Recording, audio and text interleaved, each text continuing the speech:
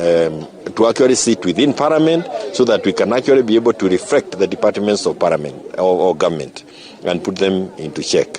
Where we are today is where we continue organizing ourselves to take over power. Azimio is the one that is holding us together.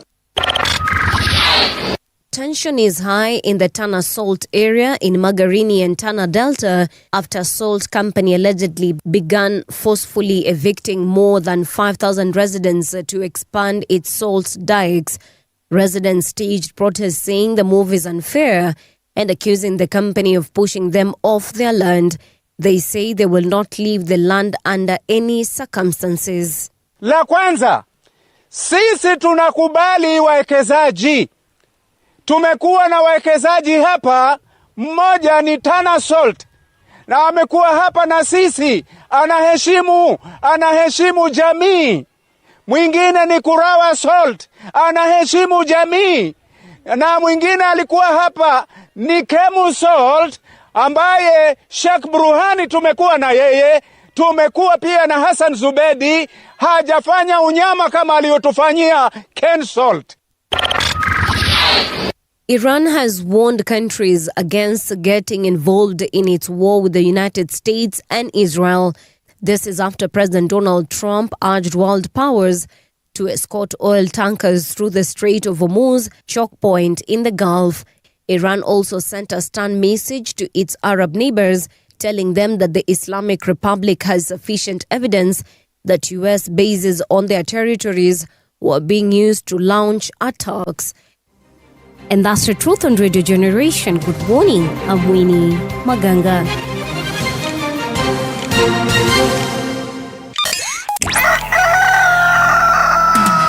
In the beginning, there was morning radio.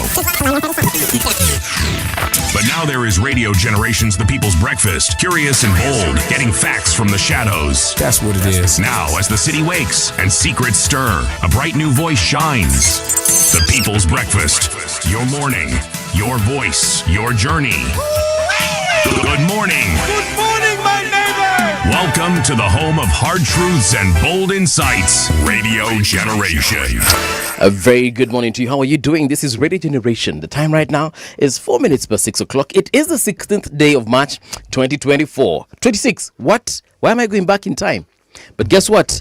Nonetheless, it is a day to marvel because tumeamuka hakuna floods, hakuna matope, unless of course Maluneishi kuna matope, lakini mimi Mali nimeamkia hakuna chochote kibaya. City, good morning. Morning, Paul. Wewe Malu umeamkia umepata matope? A little bit, yes. Yeah. A little bit. Well, but is it wet? Is it Yes, but it's not drenched. Yeah. The grasses are green. Right. And all the little water that is flowing has a passage that it can flow through. So yeah. Flooding, nini. Friday, I went out at night. Let me be specific. It's very important to go out at night. Usiku nilitoka nje. Yes. Sitamwambia mbali nilienda, but the point is nilitoka. No. Night is good. Yeah. Friday. Right. Yes. But I after kupiga sherehe, nilirudi nyumbani haraka sana because I was like, I don't want to be, caught up in the rain because I don't want to be, caught up in floods and so on and so forth. But nothing happened. Then Saturday usiku when I'm just chilling, bwana naona watu wanabebwa na maji tena. Bro, that thing rained. It found me in Hurlingham. Okay. I did not move. I took a look outside. I simply went back. And you said, Wase, tuendele. As you were saying. We? 3.5 hours later. Yeah. It's when I decided to go and look again. Yes. I said, what's going on here? All right. Outside, I give it another hour. One is when I was heading home because, man, that rain. Now, the vehicles I saw stranded on the road. Right. Shocking. Same problem we experienced a week ago. Yes. Or other week before. Yes. Magari ya Kosho. Same location, Kirinyaga Road. Yes. But some were actually stalled there because of, the previous rain. So they were reflooded. Yes. For lack of a better word. Zingine zikabebwa further down the road than, they had been carried. And I was like, man, this is a problem. Some vehicles veered off the road, entered water drainage passages. Yes. Somewhere near there's a mosque opposite DOD. I realized I need to pass that route nikienda towards Wayaki Way. Right. Bro. It was bad. cars toll round about, and you're wondering. Now, for the first time, expressway flooded. The expressway has passages for water. Clearly, they got clogged. Yes. Or maji ilikuwa mingi sana, such that ile inatoka na yenye inaingia ni mingi. Yes. So, it was really bad. It was bad. Unaona hapa town, CBD, Sarova Stanley, that hotel. Flooded. That thing flooded. It also tells you that whatever passageway was there for water to flow through was... It's a wrap. Yep. In yo-yo. So now what are they going to do about it, man? Because we can't continue living like this. We can't. This is part of the reason why fingers then get pointed to the CEO of the city. Right. That is Honorable Johnson Sakaja. Yes. Okay. We can throw this thing around and say, well, we throw around rubbish. In the recent past, I have seen bins being erected all over the city. Yes. Okay? It is a good initiative. But it takes care of disposable waste that you have. It doesn't take care of the waste that goes into passages, whether they are stormwater drainages, gutters, whatever you want to call them. Yeah. It doesn't take care of that. True. So again, and then the roads. Yes. There's a passage somewhere near Consolata School where they decided to repair. When it started drizzling, they dug it up. Now those things are becoming craters. Yes, because as it rains... about Wayaki Way here, right? Yes, I'm still on Wayaki Way. As the cars pass on that road and they've been dug up, the hole becomes bigger and bigger and bigger and bigger. So you'll find there's a jam on that road. The jam is because people have to slow down. Yes, because our jima lishimo iko. You slow down so that you make sure you don't damage your car. And so all the cars behind you have to back up. And they'll be, like today, there's going to be a gridlock. Yeah. Well, perhaps you can let us know your experience, guys, if you were caught up in the rain or otherwise. Tuambie kama ulikuanga safe, ama kama umepoteza gari yako. Meanwhile, what is significant about today? In 1521, explorer Ferdinand Magellan reached the Philippines, where he would later die. This is according to the Cincinnati Enquirer. But in 1802, President Thomas Jefferson signed legislation establishing the U.S. Military Academy at West Point. Here's something interesting, City. President Trump, now that we're talking about President Thomas Jefferson, who signed legislation establishing the U.S. military, now President Trump is asking his allies to head on over to the Strait of Hormuz and try and sort out the situation that is currently there. The situation he has created, isn't it? The one that he created. Now he's like, yo guys, kwani kitu mlikuwa mnadhani na fight peke yangu? Is he not the same person who has been wanting to dismantle NATO? Actually, he is, yes. So this thing that he wants these people, many of whom are his allies in NATO. Right. So he's been trying to dismantle whatever it is that they're doing. Now he's seeking their help. Oh, when he was pulling all these stunts, he didn't think he needed them, did he? No, he didn't. And so now he's realizing... Chances are he didn't even consult them. He just did what he did. Now, people who have military bases in that general area, yes, and are not America, they also got bombed. What do you think they're thinking? They didn't quarrel with Iran. Yeah. They're like, Buddha is story, sasa cheki kinyumetuletea. Yes. Yeah. So now he's asking these folks to get into a war that he started that was completely unnecessary. There was no war. There was no need to create it. He started it. Yes. Like, there was absolutely no reason. There's nothing that couldn't have been solved. They had sanctions against Iran. They had continued. A status quo had been arrived at. He destabilized it. Yeah. So now he's asking the UK. He's asking Germany. He's basically asking all his allies. He's like, guys. What it means, therefore, is that he has pressure at home. I know from the little reading I do that commentators on such matters in America are falling and tripping over themselves. Yeah. Issues regarding how he was elected, who elected him, right wing, left wing. Conspiracy theories are having a field day. But you know that thing, like it's too late for those kinds of conversations. Oh, they're having them. The how did we get here question. Yeah.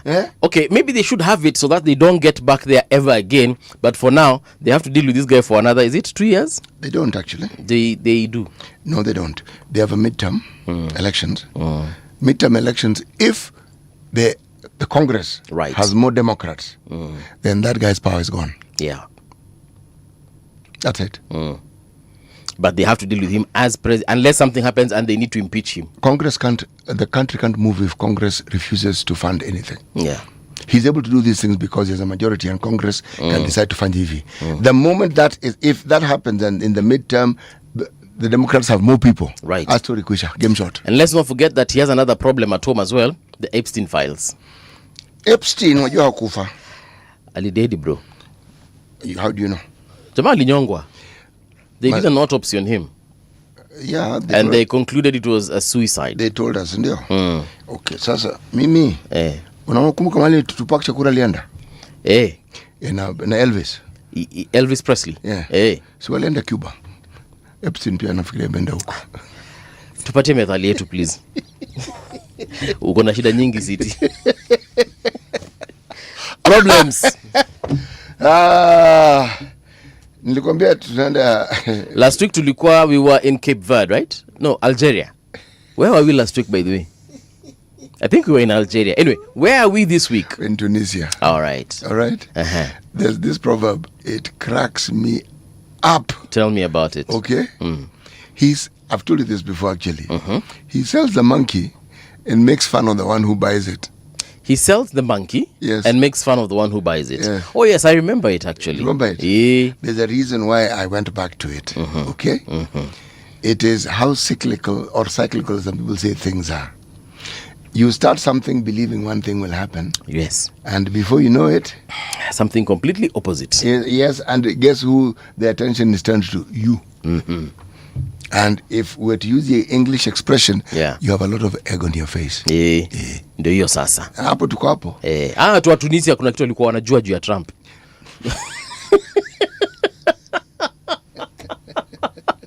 But yes, you're right. You know, he sells the monkey and then laughs at the one who's bought it. Precisely. Now we have a situation where we're looking at the time when there was again a similar time when America started to attack Iraq. Yes. Tel Aviv is being bombed right now. Okay? They were bombed at that point in time as well. Yeah. In the time when they started to attack Saddam Hussein. But the fundamental difference is the Iranians were ready for them. Yeah. The Iranians were not saying, please, they were saying, kuja. I told you this is going to be easy, eh? No, they knew. But if you, again, this is where the reading comes in. There are people who lost their jobs even in the Pentagon because they told them, do not go in this direction. You're talking about some 3-star generals. Yes. Said, this direction. Apana mze. Apana. This way, war is not winnable. See, sasa, just look at the fallout. Watu kama UAE, Saudia, Qatar. Wao walijua, wako sawa, wako na an expatriate community, because watu kutoka nje ni wengi kushinda wananchi. Right. Umejenga industry, you've got a serious commercial centers and activities. Yeah. Vyumba mnajenga, watu wanunua. Suddenly, you're being attacked. You think these people are going to stay in your country? Nope. So tender. And don't forget, that is one of their main economic... Yes, it's their mainstay. Yes. So sasa, now wamebomb to oil refineries. So, everything that you knew was normal and you were doing is suddenly under threat. Yeah. And your economy is under threat. And it's because of a war you did not start. You had absolutely nothing to do with it. Yes. Now, this war we have in Sudan, there are those who are arguing ya kwamba sasa huyu Hemedi akona shida because it was the Qataris who were supporting him. The Qataris have enough on their plate. Yeah. They don't know where to take their planes because flying over that place is a disaster. It's a problem. Yes. And the Iranians may just be waiting for you to do precisely that. Okay? Yeah. So the ecosystem that we knew was peaceful, tranquil, a place where people wanted to go, suddenly it's in complete disarray. And these fellows are looking and asking, wait a moment.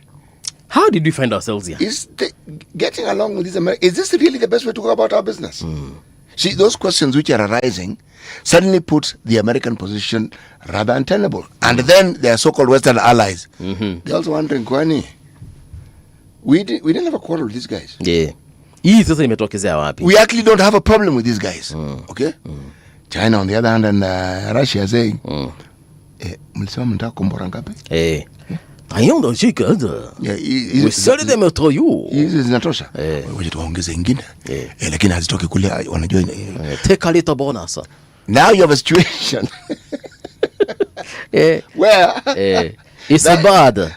Very, very bad. That same that Middle East situation has become truly, truly terrible.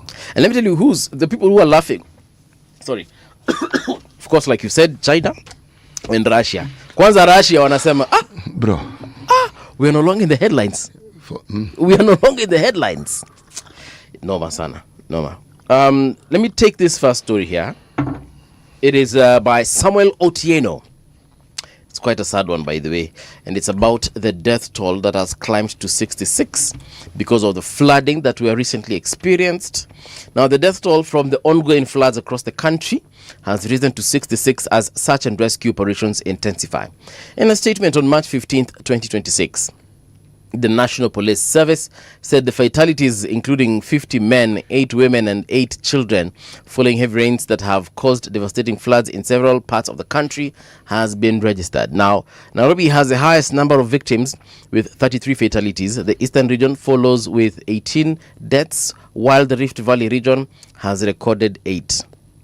Elsewhere, Nyanza has reported 4 fatalities. The Coast region has recorded 2, and the Central region has reported 1.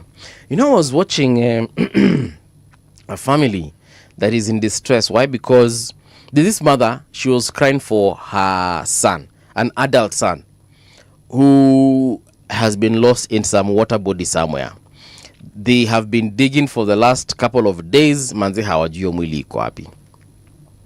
And it gets to a point because if let's assume that he drowned in that particular water. Now several things could have happened. Number one, he could have been washed downstream. Yeah. Another thing, he could have been buried over debris. So silt, mawe na taka ingine imetoka mali imetoka. For how long are they going to search for that body? And the region that they're searching for, is that body even there to begin with? Now, the mother that I'm talking about even said, alisema mimi ninaamini mtoto wangu yuko. Now, I was watching it and I was like, does she believe that the son is still alive? Probably somewhere, just recovering from the trauma of having been washed away by floods?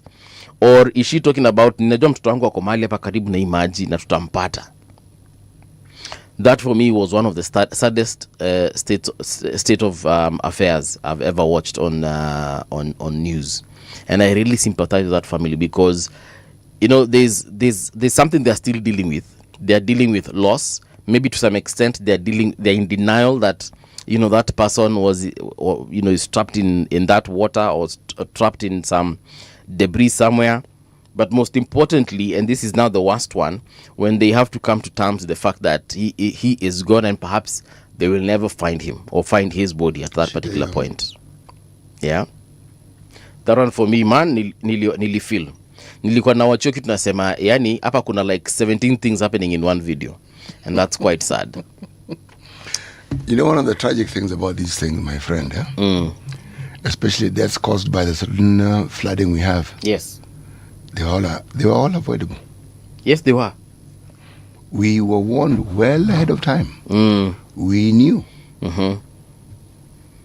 Clearly, insufficient preventative action was taken. Yeah. The problem with this is that it hasn't stopped raining. Even this deluge we had on Saturday, we were warned. Remember, the rains stopped. It got a bit cold. Sun came out. We were told. When it returns, it'll be fierce. We were told. We were told. Yeah. Nikweli. Now there is more coming. You see, this is now where we ask the question. Yes. There are people in positions of leadership and they like referring to themselves as leaders. But unfortunately, the circumstances we find ourselves in are essentially the determinants of whether you are indeed just a politician who was elected or whether you are a leader.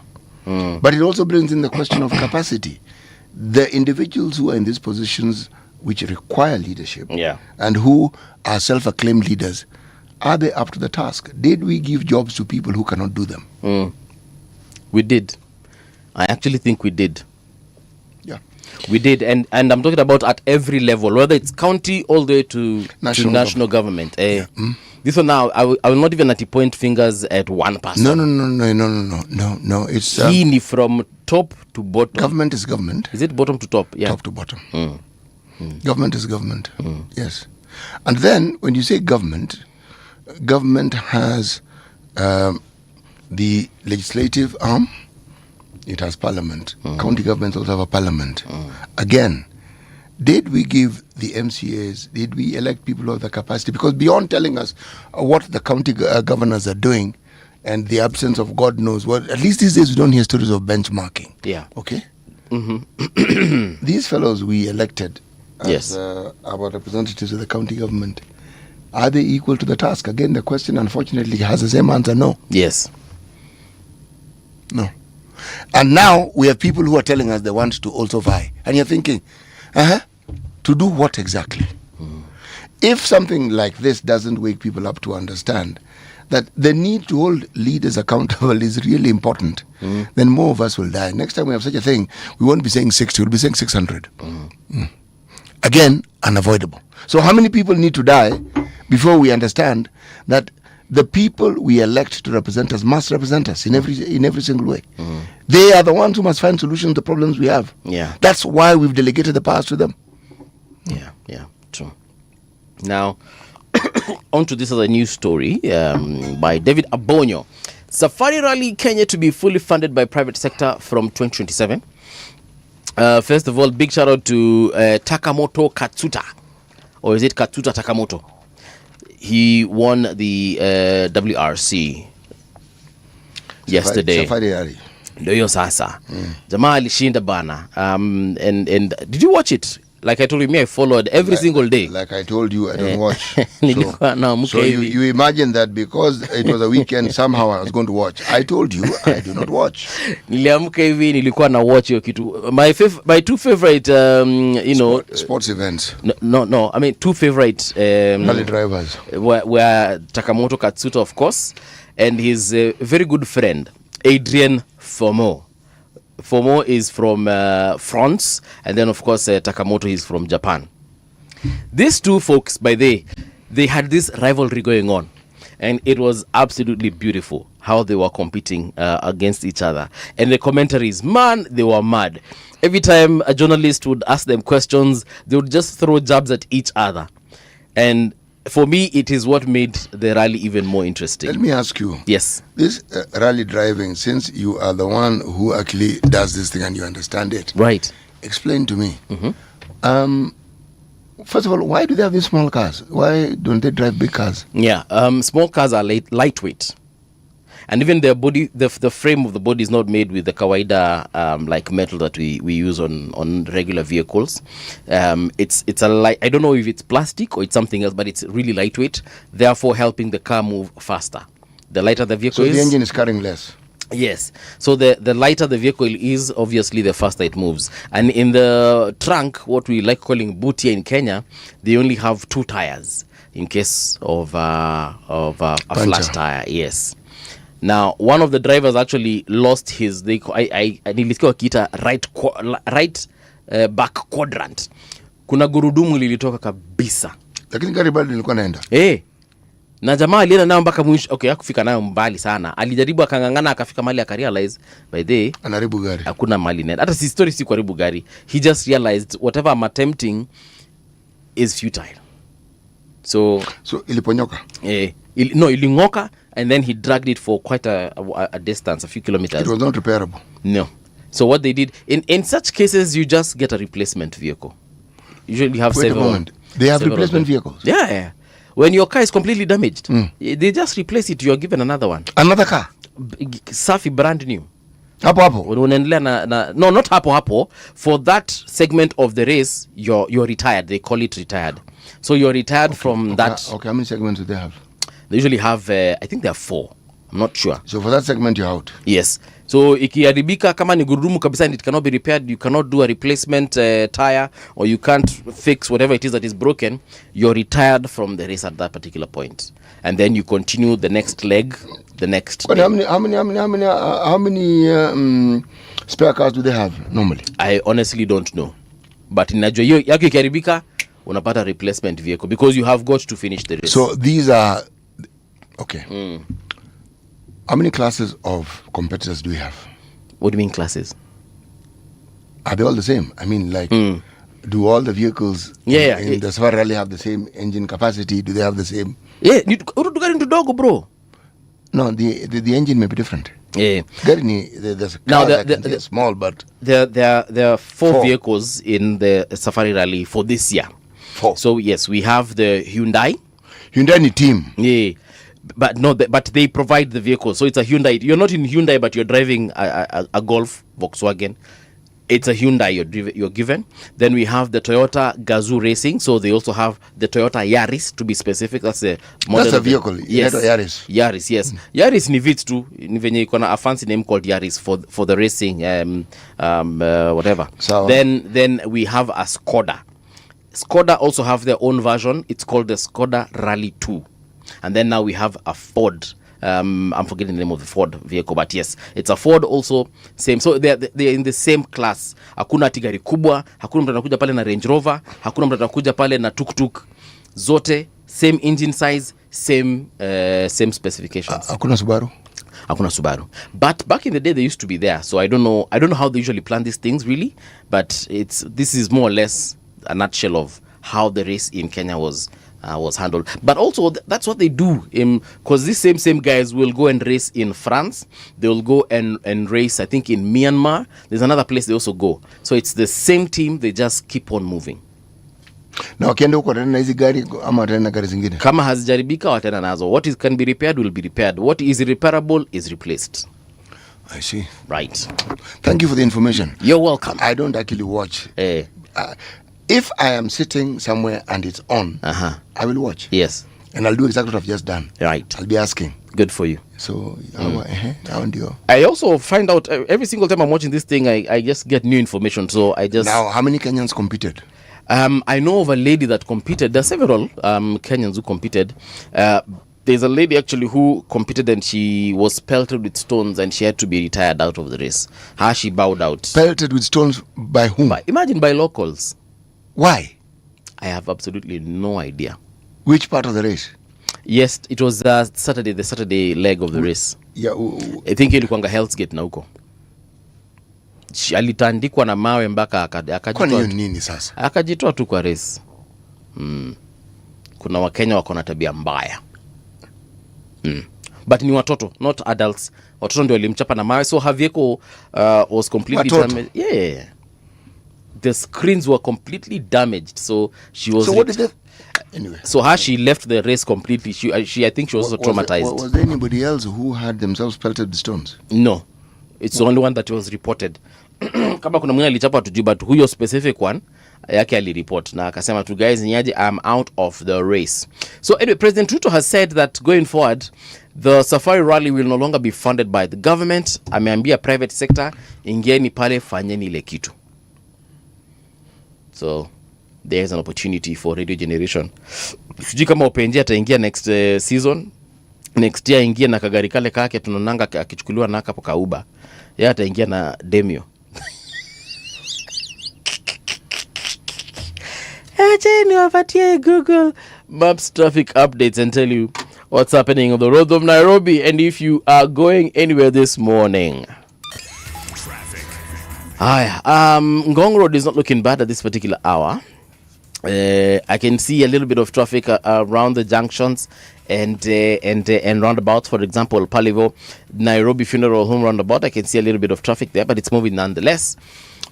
Going back to the junction mall, the traffic is as usual there. There's like a stretch. It's quite long, but it's moving nonetheless. And then Agwings Kodhek, Mkosawa, Dennis Street, Cotton Avenue, Kikambala, Oloitoktok roads. Everything is looking fantastic.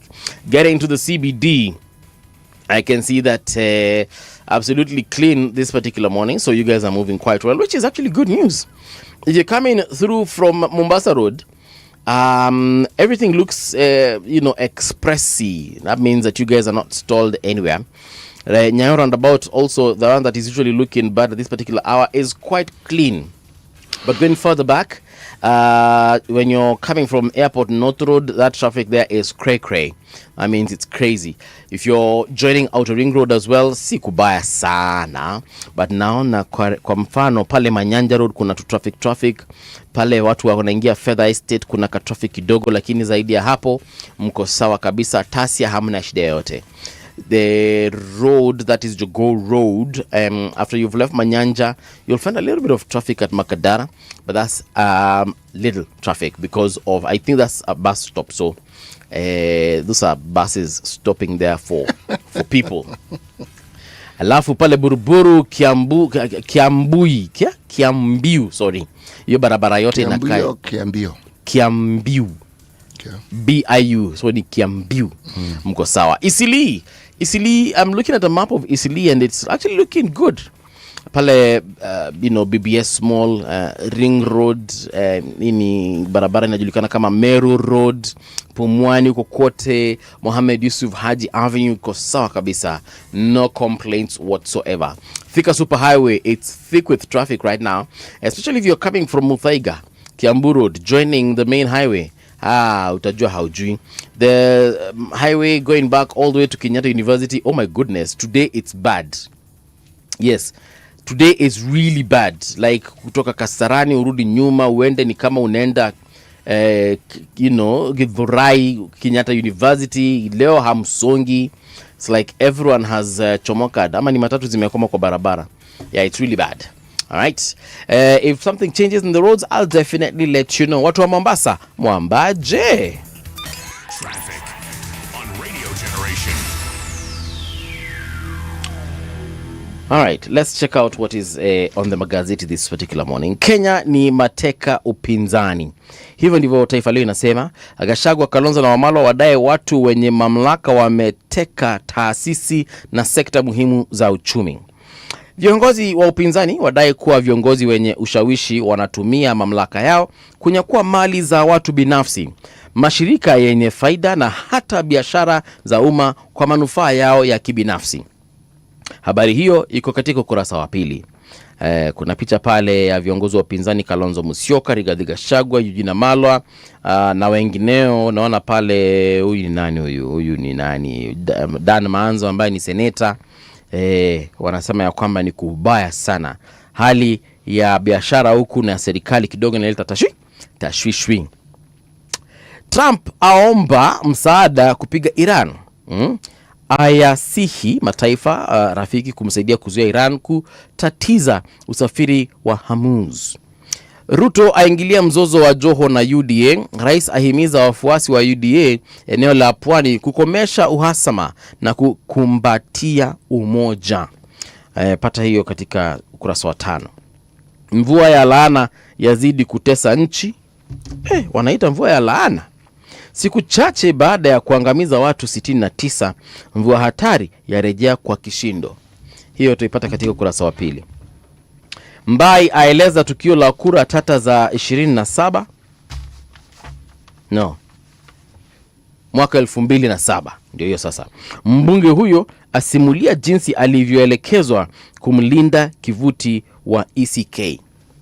Alafu Arsenal karibu kuvunja mkosi Man ya ng'a.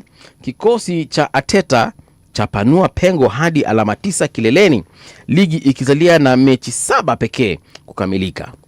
Na in case ya Dano Sitimuga, Arsenal played over the weekend and they won by 2 goals.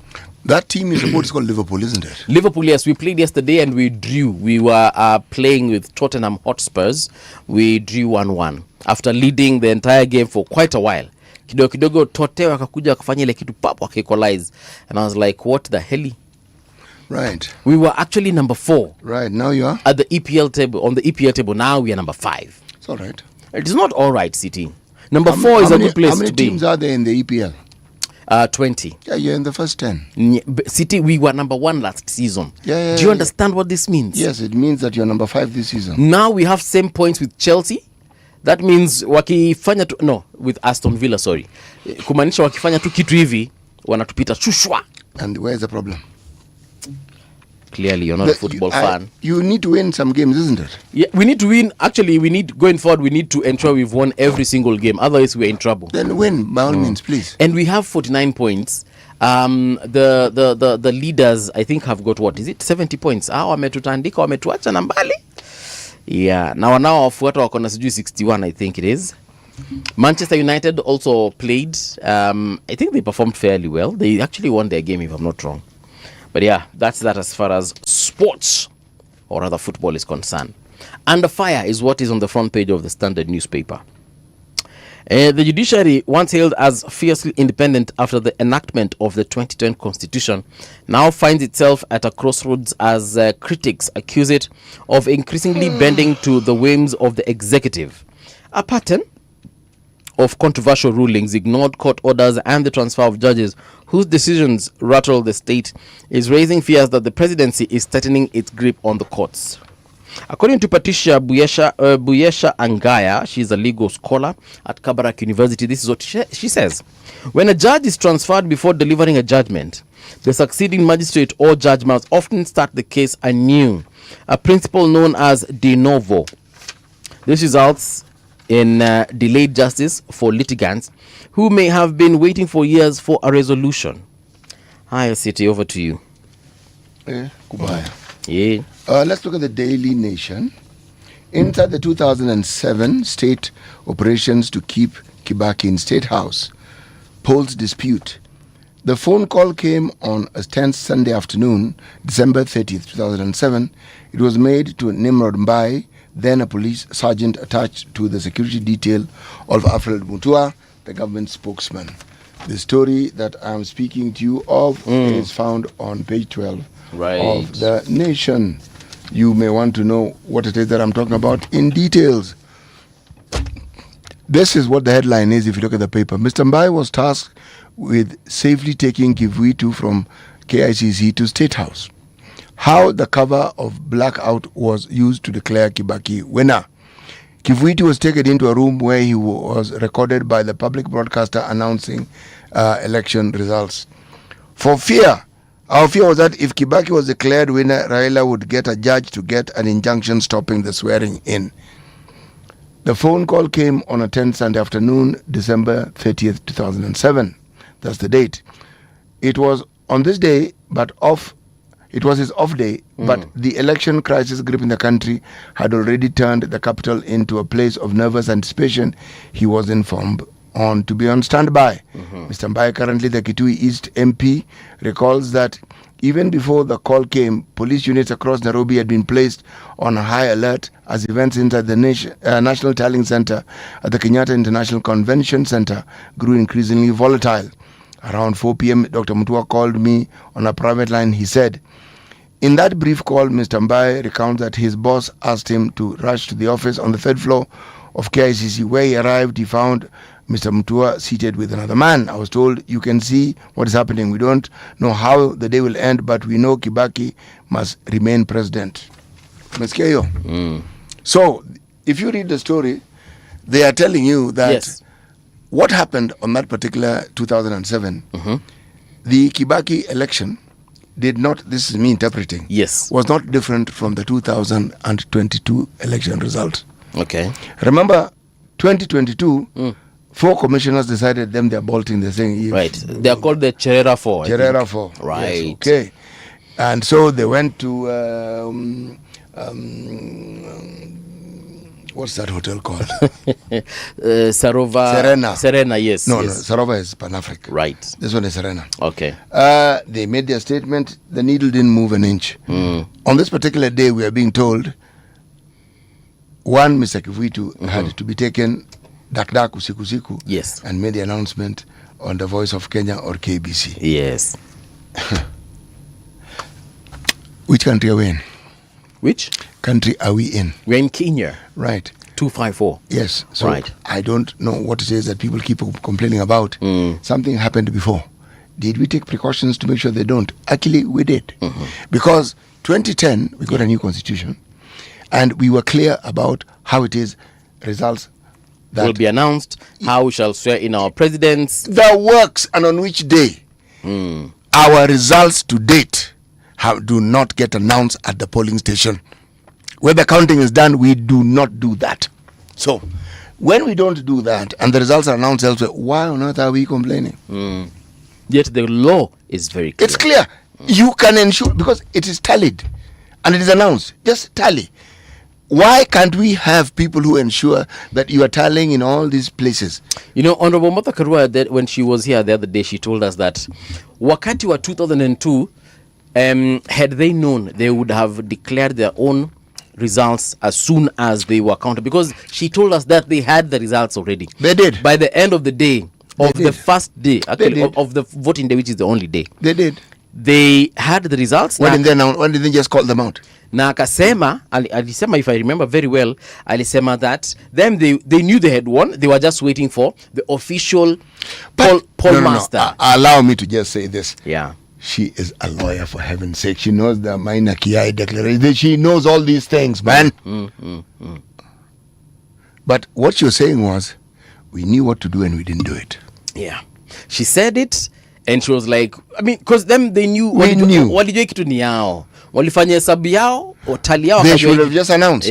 So then, remember, but we saw a couple of things happening. For example, carpets started rolling. Red carpets started rolling at Kenyatta International Conference or Convention Center. No, not KICC. Right. That place is called Bomas.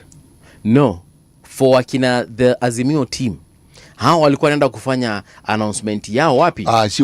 Yes. KICC. Why didn't they? Yes. Now, that is where the question is. Why didn't they? Water under the bridge. Yeah. City Hall, car towing extortion racket charges 10 times the set rate.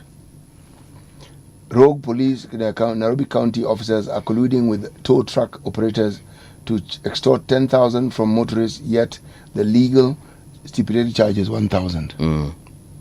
Are we surprised? No, we're not. Right. There's a day I was arrested and my vehicle was towed.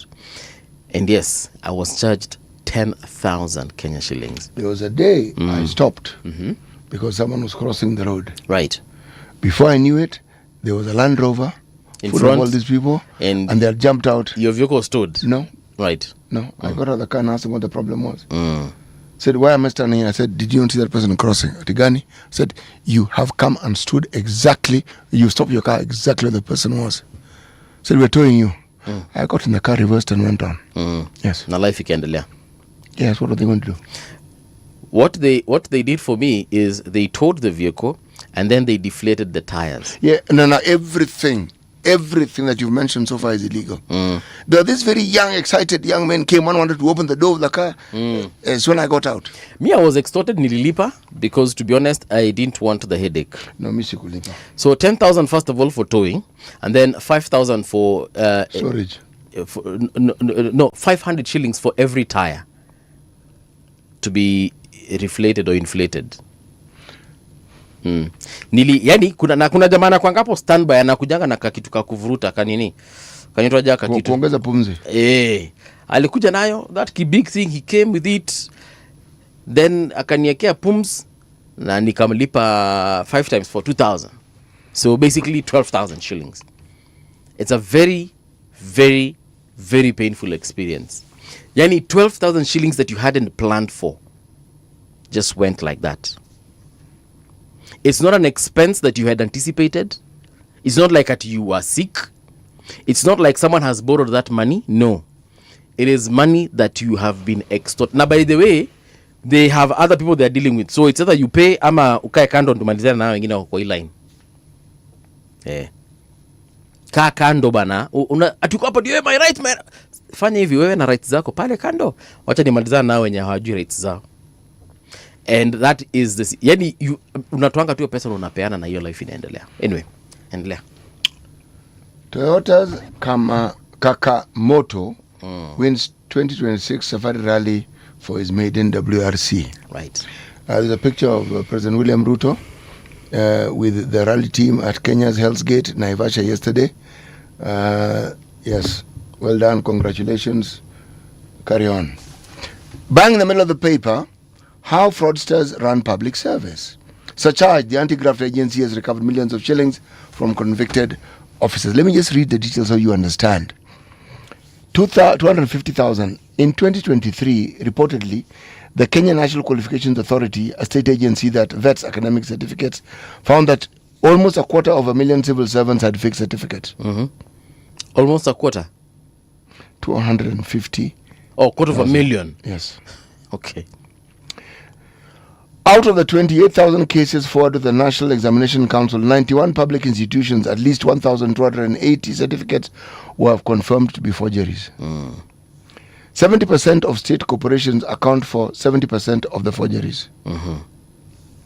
787, another 787 public offices out of a total of 29,000 across 195 ministries, departments and agencies who underwent authentication are found to have secured employment, promotions and redeployment using fake documents.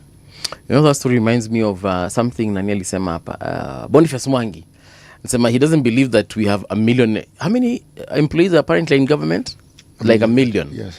He said he doesn't believe that there are a million employees. He said... like him, I don't believe there are a million either. You believe there are more? I believe there are far less. Okay. Anyway. But yeah, those numbers, I was just remembering that interview with you. Official investigations continue to expose how many Kenyans, either out of desperation or greed, are cheating their way out into the civil service with fake academic papers. Even more worrying is that some of these officers with bogus credentials are rising to leadership positions in state agencies. The story is on page 4 to 5. Lakini CT, I mean, it's a worrying trend, obviously.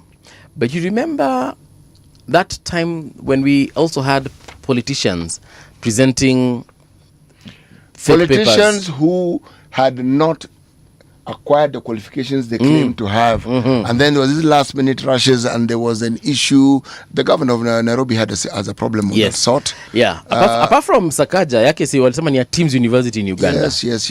Joho had a problem. You remember Joho? Then we also have Waititu was the funniest. Yes. Punjab University. That one was of all the fake situations I've had, fake scenarios or whatever they are called.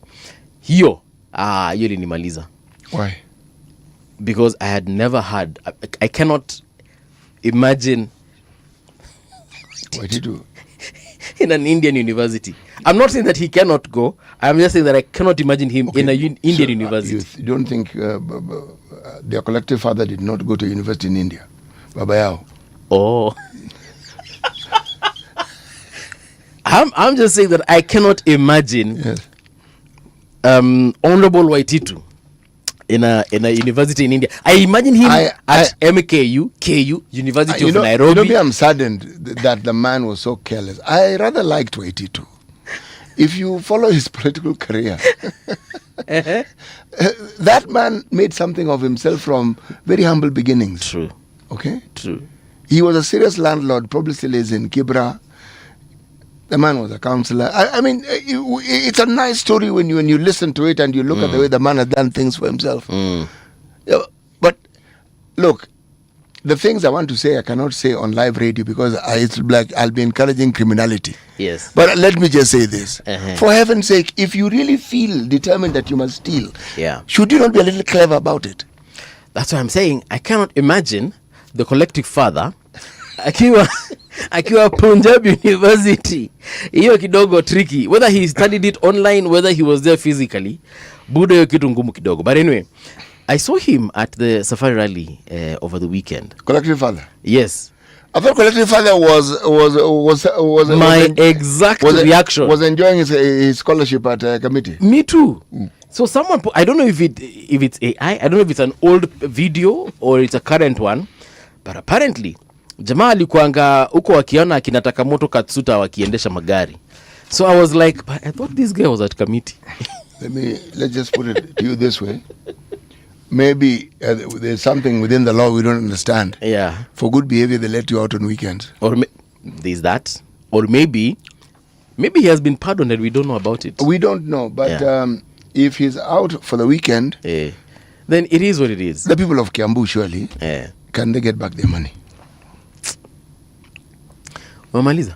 No bad. I'm looking at the Kenya. This thing is not called Kenyatta. It's called Business Daily. Okay. Kenya avoids IMF loans after Eurobond stake sales. Safaricom Kenya Pipeline IPO deals boost coffers. IMF team expects another round of talks in April.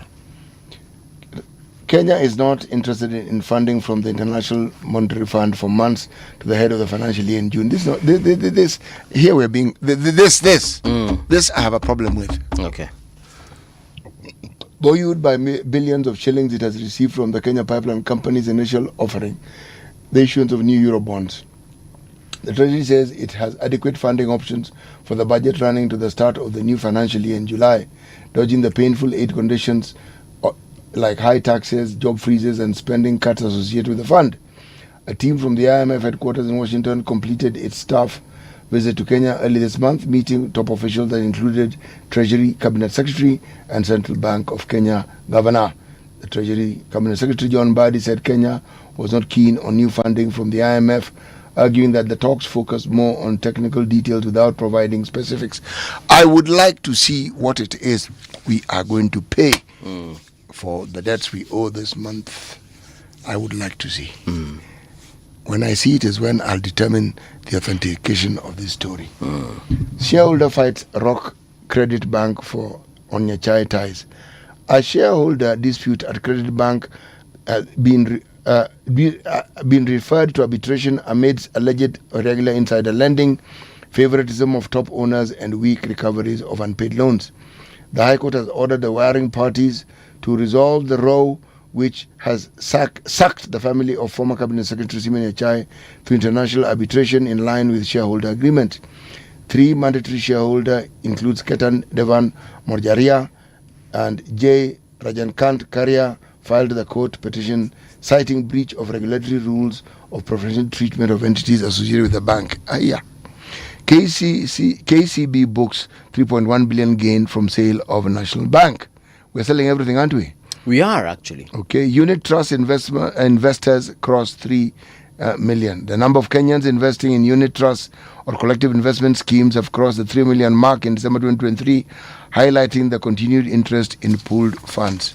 Then on page 3, this one I have to mention, first in the news, the stories about former Cabinet Secretary Raphael Tuju. It says former Cabinet Secretary struggles to prevent the empire he spent decades building from crumbling. This man, if I recall correctly, was removed out of his house at 3 a.m. was it on Friday night. The problems he has with the East African Development Bank continues. The issues around this matter are unclear to me. Okay. There's a back and forth, and it's been going on for some time. And now enter politicians, and now enter the story of land grab. I saw a clip with one Jimmy Wanjigi where he was saying that this is yet another story of people who want to grab land. There's the story of a bank that lent money for a development. The story of monies that were owed to the bank that had not been paid. There are stories of disbursements that were supposed to have been given to one Mr. Raphael Tuju, which were not given. There are stories of accumulated interest. There's a story of billions of shillings that needs to be paid. And now auctioneers have come in and the police have also come in. These are very murky waters. They are.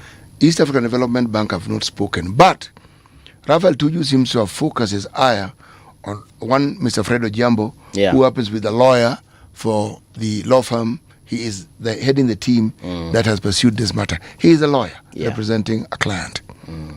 He is not somebody who has a personal interest. He's just a lawyer. Yes. So it follows, unfortunately, the tales that very many people in one Mr. Tuju's position have had over the years. The story is unclear. This is in my mind. I hear many voices, I hear many opinions, but I repeat, it is unclear. There was money he was supposed to have received. He says he didn't receive all of it. The bank claims he should have paid what he owed. And the story goes on and on. But, I mean, City, you borrow money, you pay back. There was an agreement when you borrowed that money. That's where it gets complicated. He was supposed to borrow for development. The entirety of the disbursement was never given. And the entirety is what the development hinged on. And the development is what determined the payback. Because if you're developing for business, the understanding is that when you're paying back, the security you provide is that you get the loan. But you're not going to pay back from the land or the buildings. It's when the business is running that you'll be able to do what? Pay, isn't it? Yeah. Now, the argument from what I've heard is that the business could not do what it was supposed to do because the entirety of the money was never disbursed. So now what do we do? You go to court. Okay.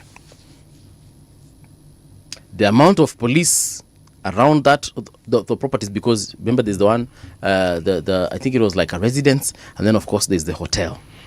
The police around those particular properties, man. In fact, you wonder, with all those police vehicles, the other police station that need these vehicles, what are they doing? Unashanga kwani Wakenya wenye wanafaa ko protected now, watu wako protected kweli? See? Because your shamba yendi mahali city. You see the twist? Yeah. Why all those police vehicles? Because hiyo shamba for sure yendi. You know, it's not like a vehicle that he'll carry it away. It can't go anywhere. That shamba is going to be there even 10 years from today. It's still going to be there. Yes, unless of course... Even if you put up a building, it's still be there. Yes. Because the building is put on the shamba. Unless tectonic plates happen and then tuipate Uganda. Bado itakuwa hapo tu. Hiyo kitu ya yendi mahali. Bro, Uganda haiwezi kwenda. It'll just separate kidogo. If there's the amount movement of police presence there, you're asking yourself. Hii ni nini? Then I saw other politicians. I saw Babu Oweno. I saw Otiende Amolo.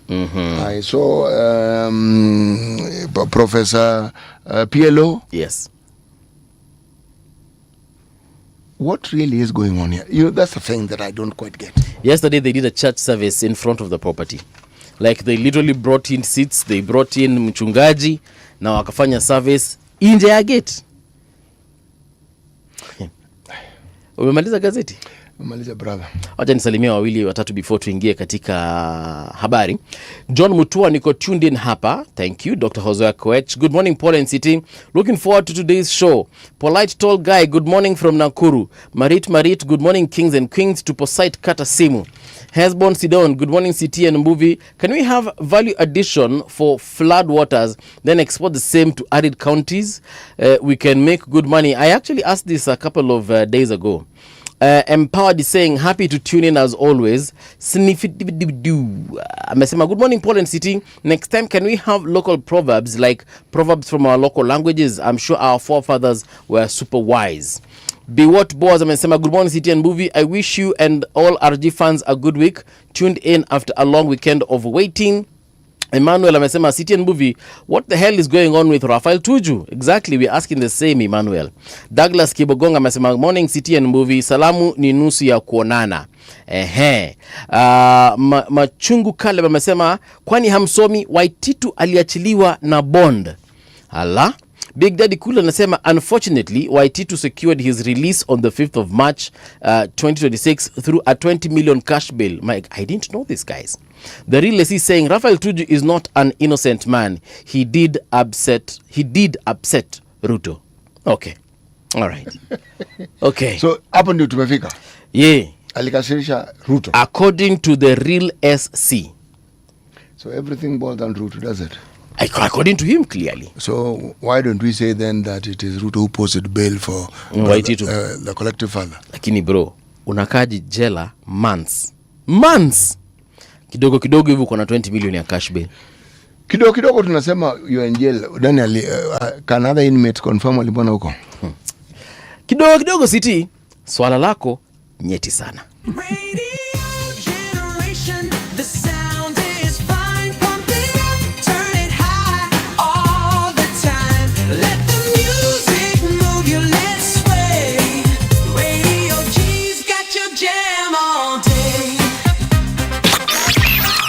Radio Generation, the home of urban soul.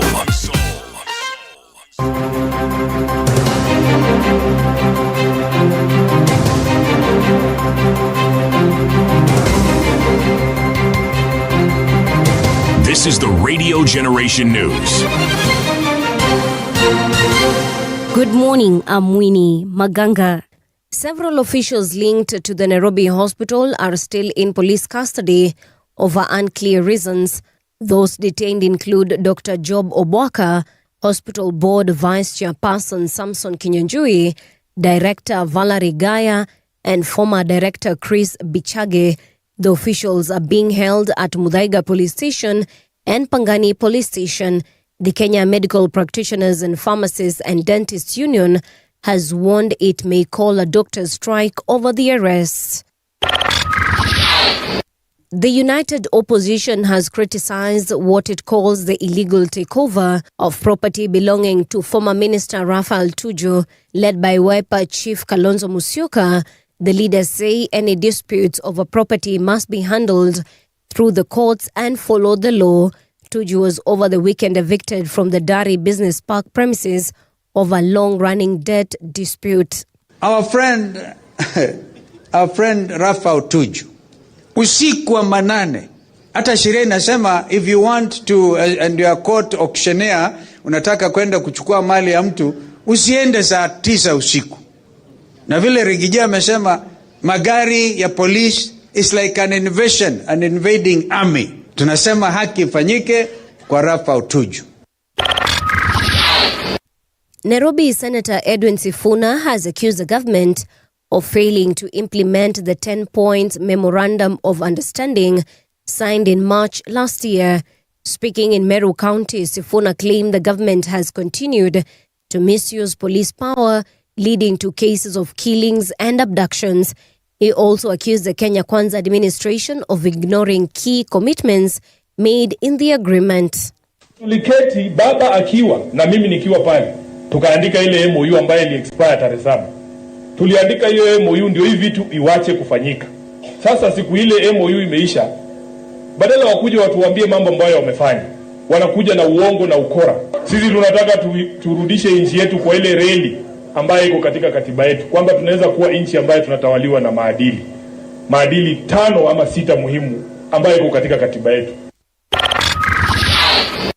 Kiharu Member of Parliament Ndindi Nyoro has raised concern over media freedom in Kenya, accusing the government of frustrating independent media houses by delaying payment for government advertisements.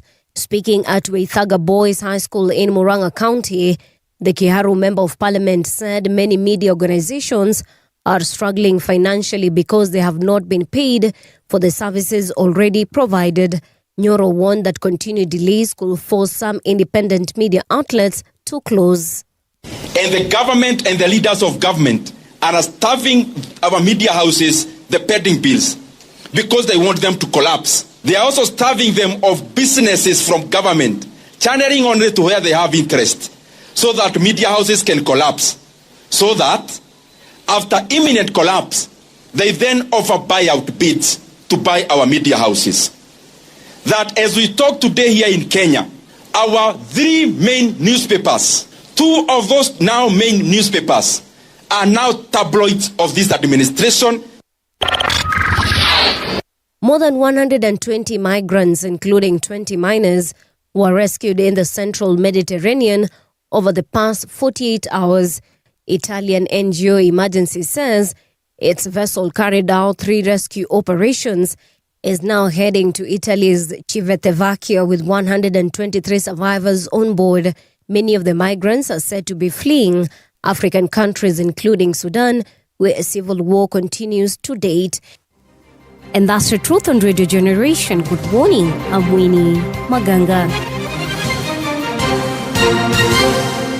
The views and opinions expressed on this program are those of the guests and do not necessarily reflect the views of Radio Generation. Radio Generation assumes no responsibility or liability for the interviewee's views. This is Radio Generation.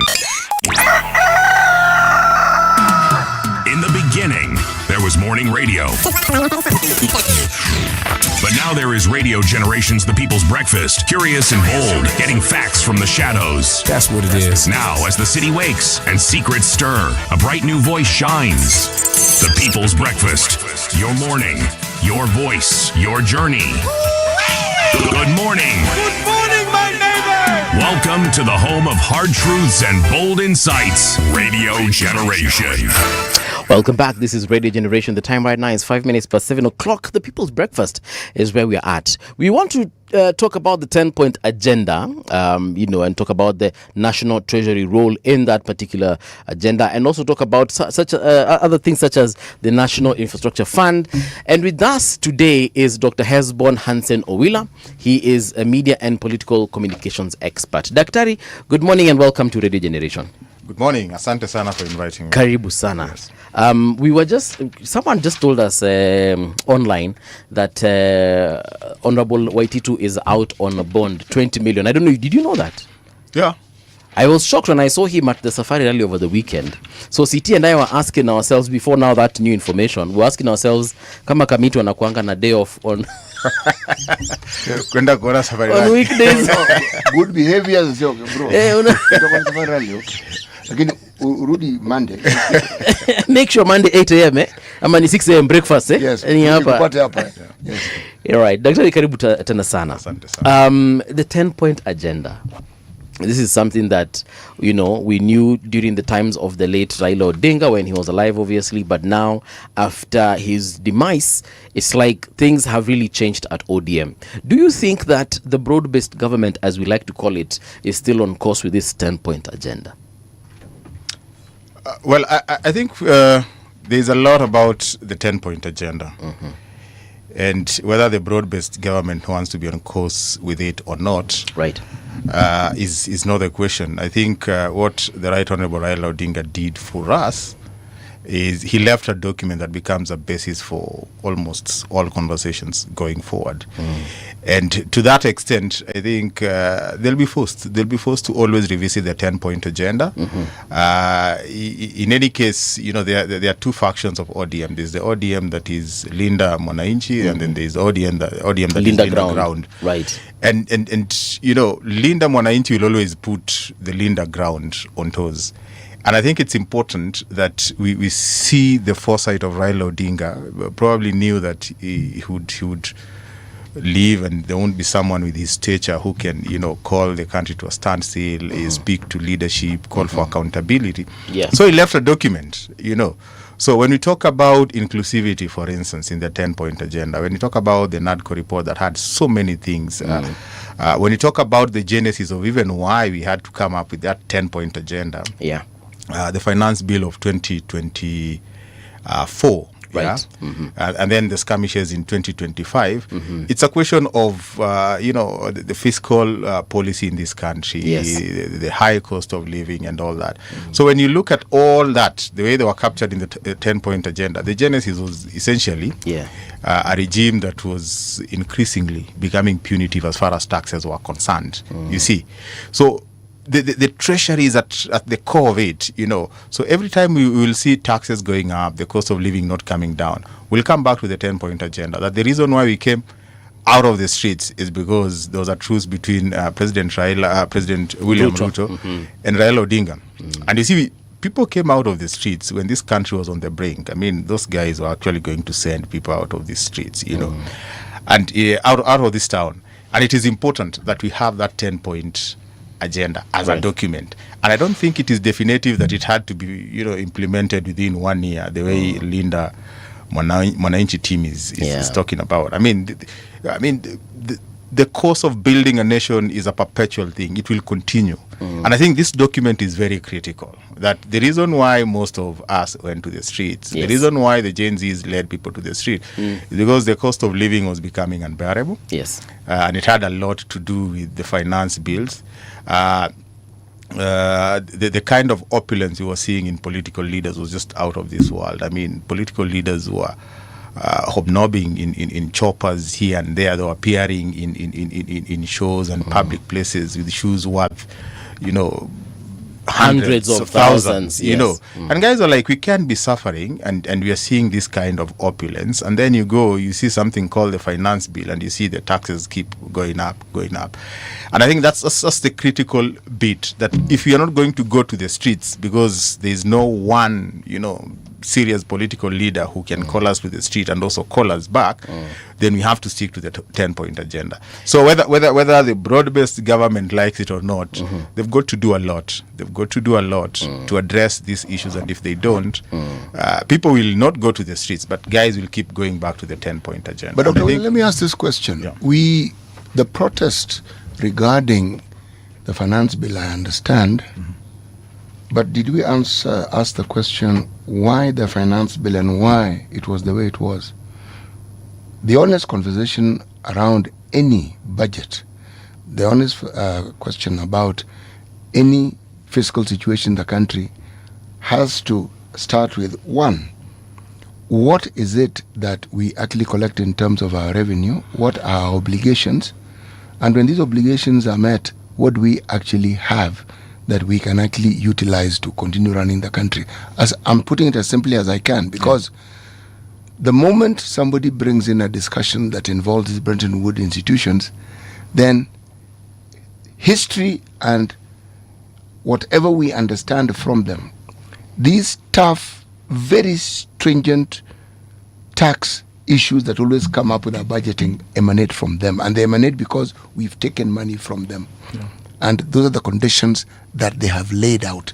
Now, so as we look at the government, what the government is doing, or the government of the day, should we not then have a 360 discussion which is honest about this debt situation that we have? How did we get here?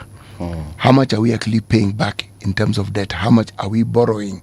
What is the shortfall when we've paid our obligations? And then we look at what we have and say, okay, here's where we are, and this is what we're actually doing. Because everything that we say, if it is segmented from the entirety of the story and the structure, then we are discussing problems piecemeal and we're not looking at it holistically. And I think, you see, I totally agree with you that the problem has to be discussed from, a 360-degree perspective. And you see, that's the business of the government. That is not the business of the guys walking down the streets. What the guy walking down the street sees is that, wait a minute. These guys have increased the taxes again. Wait a minute. Now we are not just going to pay PAYE and VAT as indirect tax. Now there's something called SHA they've introduced. They've increased from what we were paying as NHIF. Now there's something new called housing levy. There's an increase in VAT and all that. You see, that's what the guy on the ground is seeing, and I think it's incumbent upon the government, to help the common mwananchi understand, And that is what is captured in the 10-point agenda, because there's a very critical component of the 10-point agenda that spoke about our debt crisis, an audit of our debt crisis. Now, to date, nothing has been done around that. I know there's a lot that has been done to address, the revenue gap in terms of how much we are collecting and how much we are paying. But those conversations have not been had, And the challenge that I see is that even as City is talking about piecemeal, that's essentially what we find in what Treasury has done. There's a lot of piecemeal attention to first of all, the debt crisis. There's a lot of piecemeal attention in terms of inclusivity. There's a lot of piecemeal attention in terms of how do we bridge the gap, the revenue gap. Because as we speak today, just around 39% of our revenues comes from PAYE. And then there's another around 23 or thereabout that comes from VAT. And there's a lot that if you look at the budget for the 2025-2026, there's a lot that the CS National Treasury has done in terms of addressing that. But that is something that people don't know. So there's a 360 approach. No one is taking that 360 approach. I don't think it is for the citizens to start saying, this has been done, this has been done. It is the business of the government to say that this is our debt obligation. Now, this is how we got here. This is what the debt was financing. Now, for us to deal with the debt obligation, these are the measures that we've taken. First, stopgap measure. We've done our calculation, we've looked at housing, and we've realized that if we create more employment in the housing sector through the housing levy, where the guys who are salaried, guys who have some sort of income are levied, and then that goes into building houses, creating more jobs. This is how this is going to bring a number of people into the tax bracket, and then we'll have an increase in PAYE. Now, this is the extent to which this is likely to increase our consumption, in which case VAT is likely to increase. But no one has had that conversation. If you look at the budget again, you realize that there are a number of fairly inclusive provisions that target guys that were previously marginalized. There is a fund, actually almost 1.3 billion that was allocated to rural financial inclusion so to support rural businesses. I come from Suna East in Migori County. I don't know to what extent even my member of parliament and even the MCAs or even the leaders from just that region have sensitized the people to understand there is fund that is allocated by the government to support, rural businesses. There is another one that is 0.3 billion, again, in last year's budget that is meant to support agriculture in the rural areas, So these are approaches that you find in the budget provision since the broad-based came into being and experts were brought on board. And you're thinking there's stuff that probably CS Mbadi is doing, but they are practically stuff that are meant to help Mwananchi. But the way they are communicated, the way they are dispensed, looks like it's fairly piecemeal, whether that money has been utilized. And even an audit of where we are since the broad-based government was incepted compared to where we were before does not exist anywhere on paper. And I think that's the business of the government. It's not for the people to start doing an audit of. Professor P.L. Lumumba sat in that chair and told us that we really didn't need a 10-point agenda. We didn't need NADCO before that, because he was saying everything that is provided for in those particular reports is actually already provided for in the Constitution. So, for example, let's even go with debt. I mean, what does our Constitution say about debt? I might not know everything it says, but I know for a fact that whenever we are borrowing money, we're supposed to borrow that money for development. As in, it's clear-cut. The law is very clear about why we borrow money. It is said, and I think this was either reported by the Auditor General or some authority, they said that we are losing 3 billion shillings every single day. If I do that times 365 days in a year, it will come to over 1 trillion.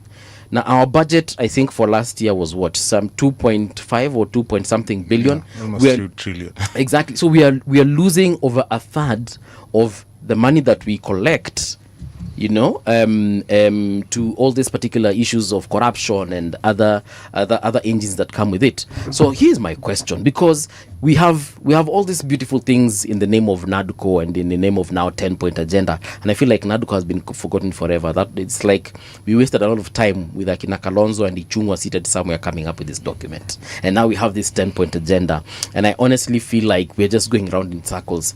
I literally do not feel the effect of whatever is happening with that committee that was set up to deal with the 10-point agenda. Why was it set up in the first place, this NADCO thing? It was NADCO or 10 point?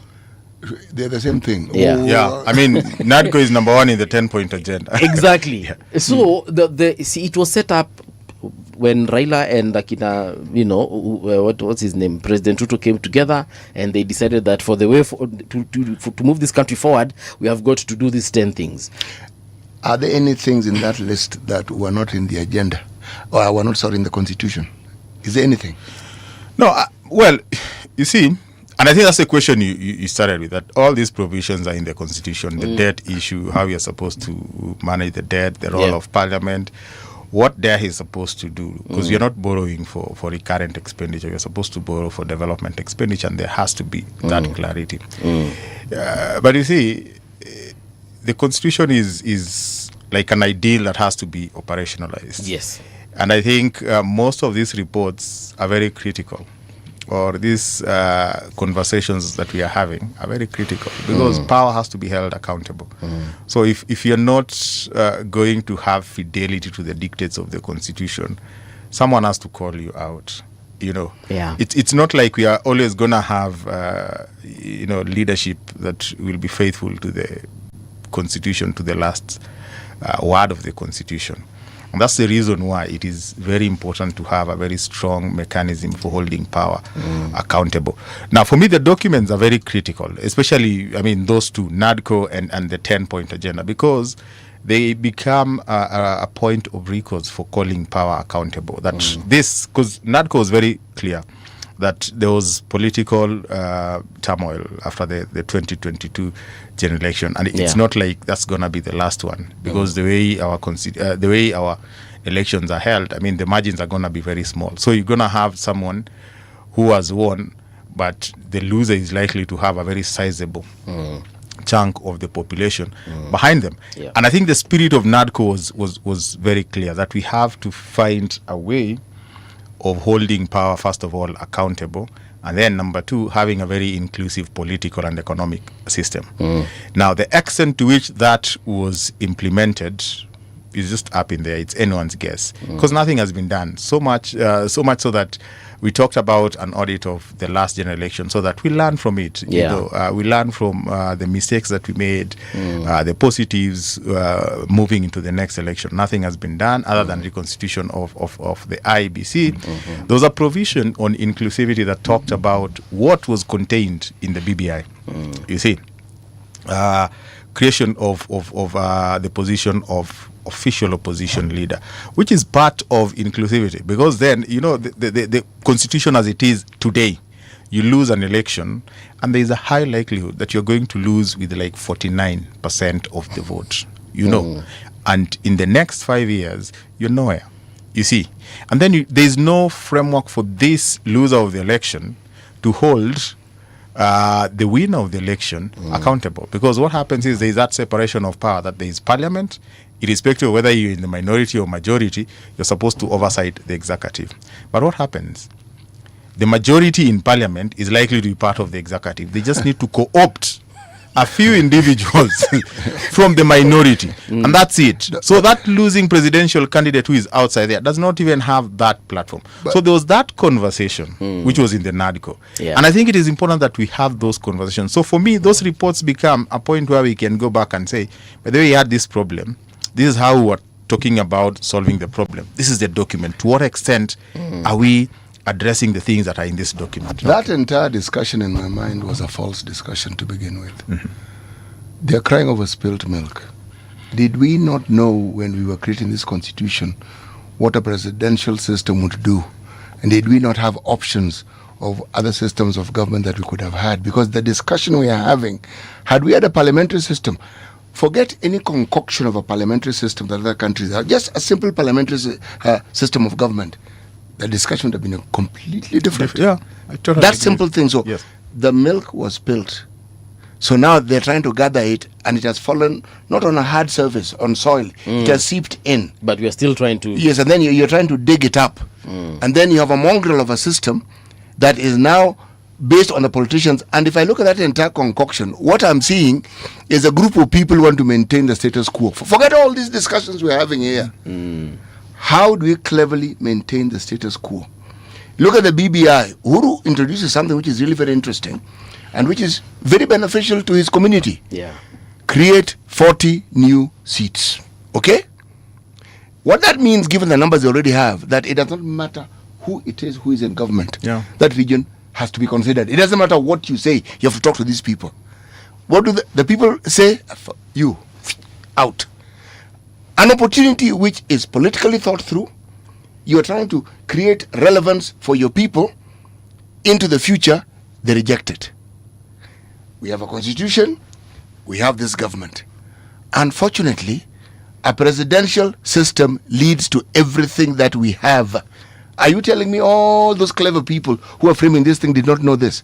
I mean, you see, and I totally agree with you, because if you look at the way the draft morphed into what we ended up having as the constitution, the conversations were seriously on a parliamentary system. But I don't think if we had a parliamentary system, we would still not have the problems that we have today. Because I don't think the problem is the system that we have. The problem is how we manipulate the system to serve self-preservative interests. Wouldn't you say that some systems are easier to manipulate if you want to control and if you want to move power to yourself? A parliamentary system is difficult, definitely. It makes it a lot more difficult. Yes. So this one doesn't. Yes, this one doesn't. And you see, even the guys who are against this constitution, for those of us who listened keenly, and I listened to this constitution when it was going into the referendum, I think I was still pretty young in campus. But I listened to the conversation. I listened to what Professor Ashpal Gai said, and he had reservations about the constitution that we have today. And he talked about we were working on a new constitution because we wanted to decentralize power. What we've done is that we've created 47 other units of power, and we've made them even a lot more powerful. We've made the presidency a lot more powerful. Conversations even today, this week, I know Katiba Institute is going to have a whole conference on constitutional control of power through the term limits. So I mean, it might be a lot more easier to manipulate the presidential system, but we can't resign ourselves as Kenyans and say there's nothing we can do. There's always a cure. And when you have political issues, political problems, that is when you have to think through these things. When we gave ourselves the presidential system, I think the biggest celebration we were making was a celebration on devolution. Okay. So there was a gain that we made, that, resources were devolved, power was devolved to the county. What we didn't know is that it is not like we had given governors powers that made the presidency a lot more responsive. The presidency just became a lot more powerful. And I think the biggest challenge is that it's easy for whoever is at State House to control the entirety of Parliament. Actually, Dr. Wheeler, the political discussions around that point in time, some were exactly as you say it, but others saw this particular system of government or the parliamentary system as a weakening of the presidency. And there are those who felt that the presidency was being weakened now that they have an opportunity to get the presidency. Yes, that was also a very powerful discussion. That's how we had a Kilifi declaration, we had a Naivasha declaration, the only thing we didn't do was go to Mount Kenya to make a declaration. But the point is this, the people who were at the heart of this were not, beyond creating the county governments, did not clearly think of what was really beneficial for the country. They were thinking of what would benefit them and their cohort, should they and when. For them it was when, because it was the if wasn't there when they got into power. They forgot the crucial rule in these things. What happens if the person you're fighting against or competing with gets it? What do you think they'll do with it? That's what they forgot to consider. And you see, there was one very powerful statement that was made by one cabinet minister then, in Kibaki's government, right, when they had a big problem with the draft that was clear on a parliamentary system. Yes.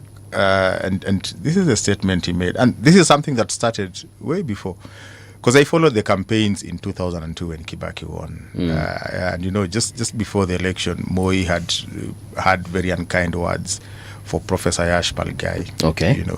And Kibaki was very clear that Palgai is a Kenyan, and immediately we get into power, we'll take 100 days to sort the constitution.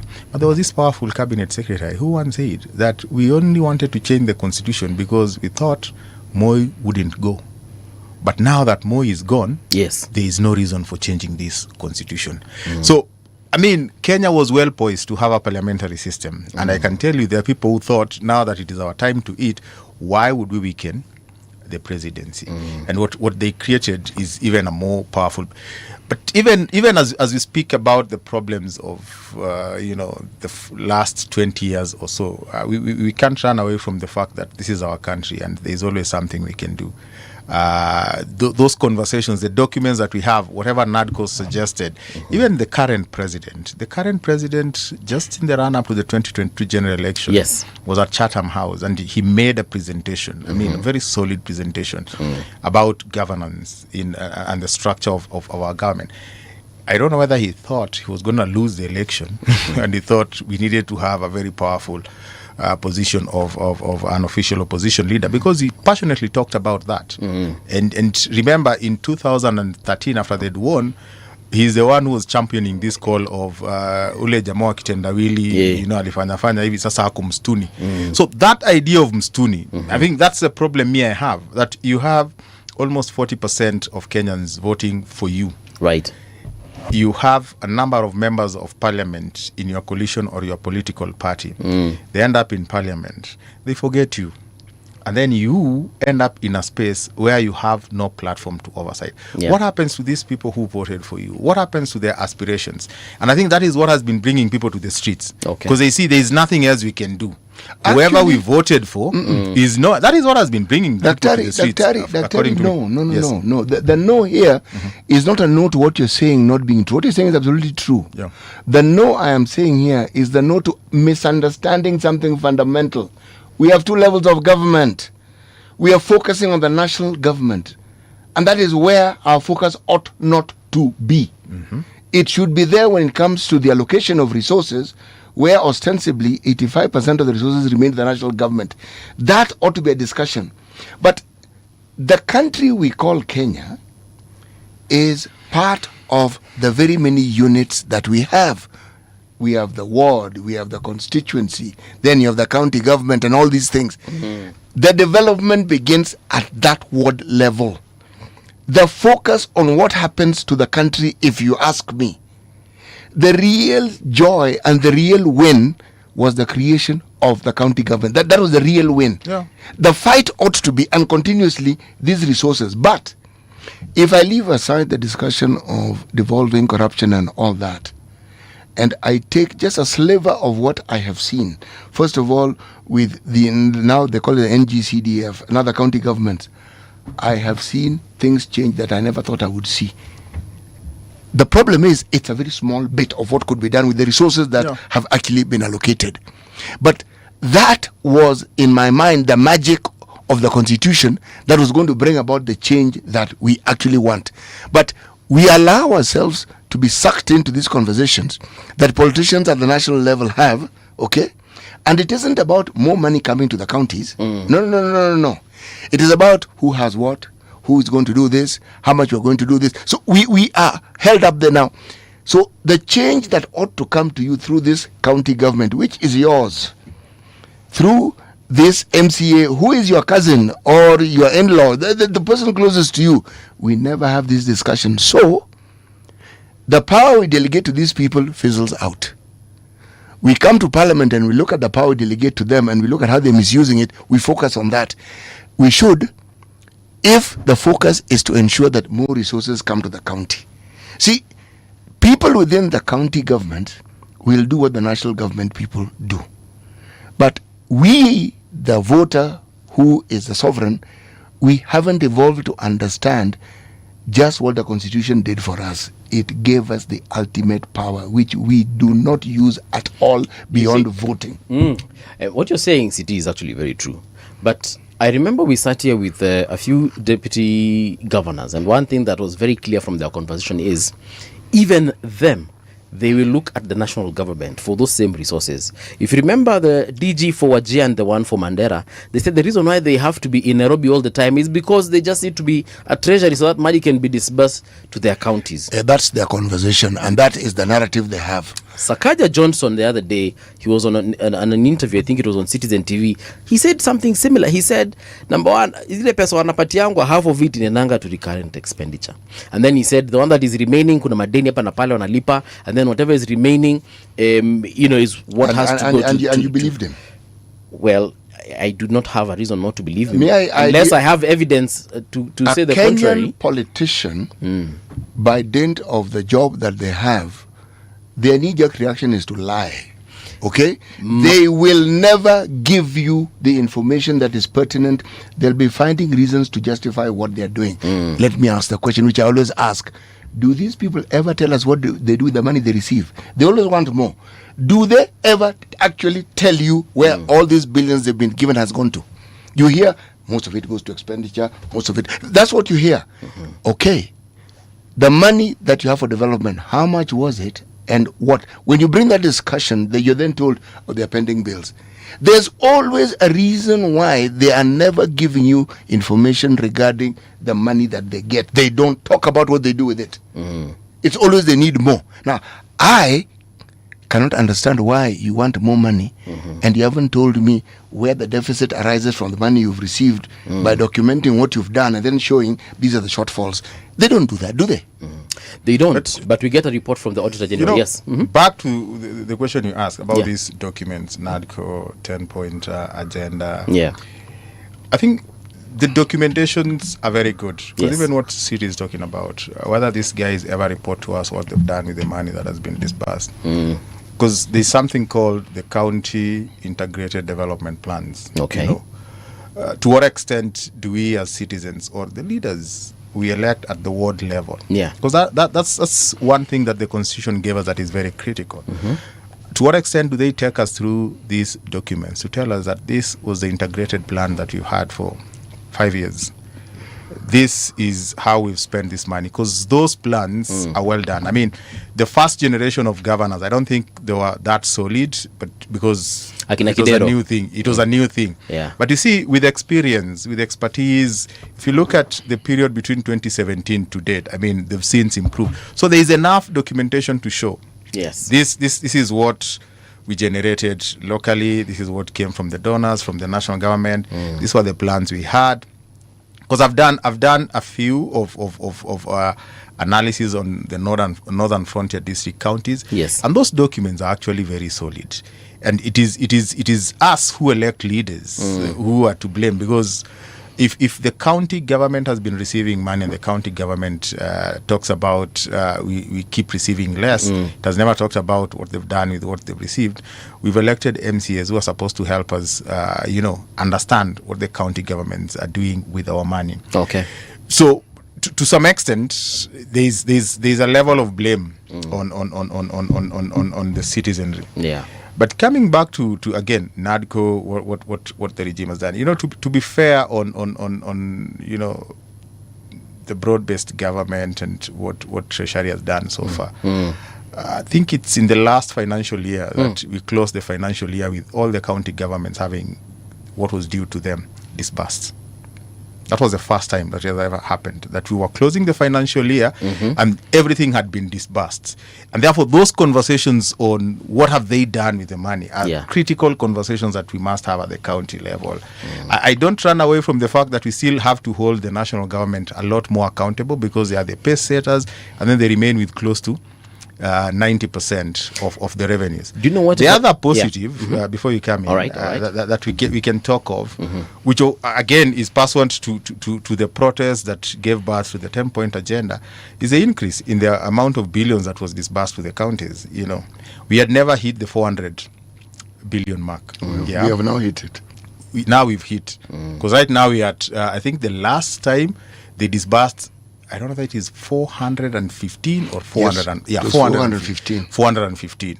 I mean, there's credit there in terms of what the National Treasury and the national government and the conversations did, and that then calls to attention the fact that we need to focus on the county governments and keep asking, what are they doing? Now, if you listen to, I come from Migori County. If you listen to one member of parliament from my county called Honorable Mark Nyamita, he has taken it upon himself not to criticize the governor, but to point out critical issues that people of Migori County need to exercise their minds on.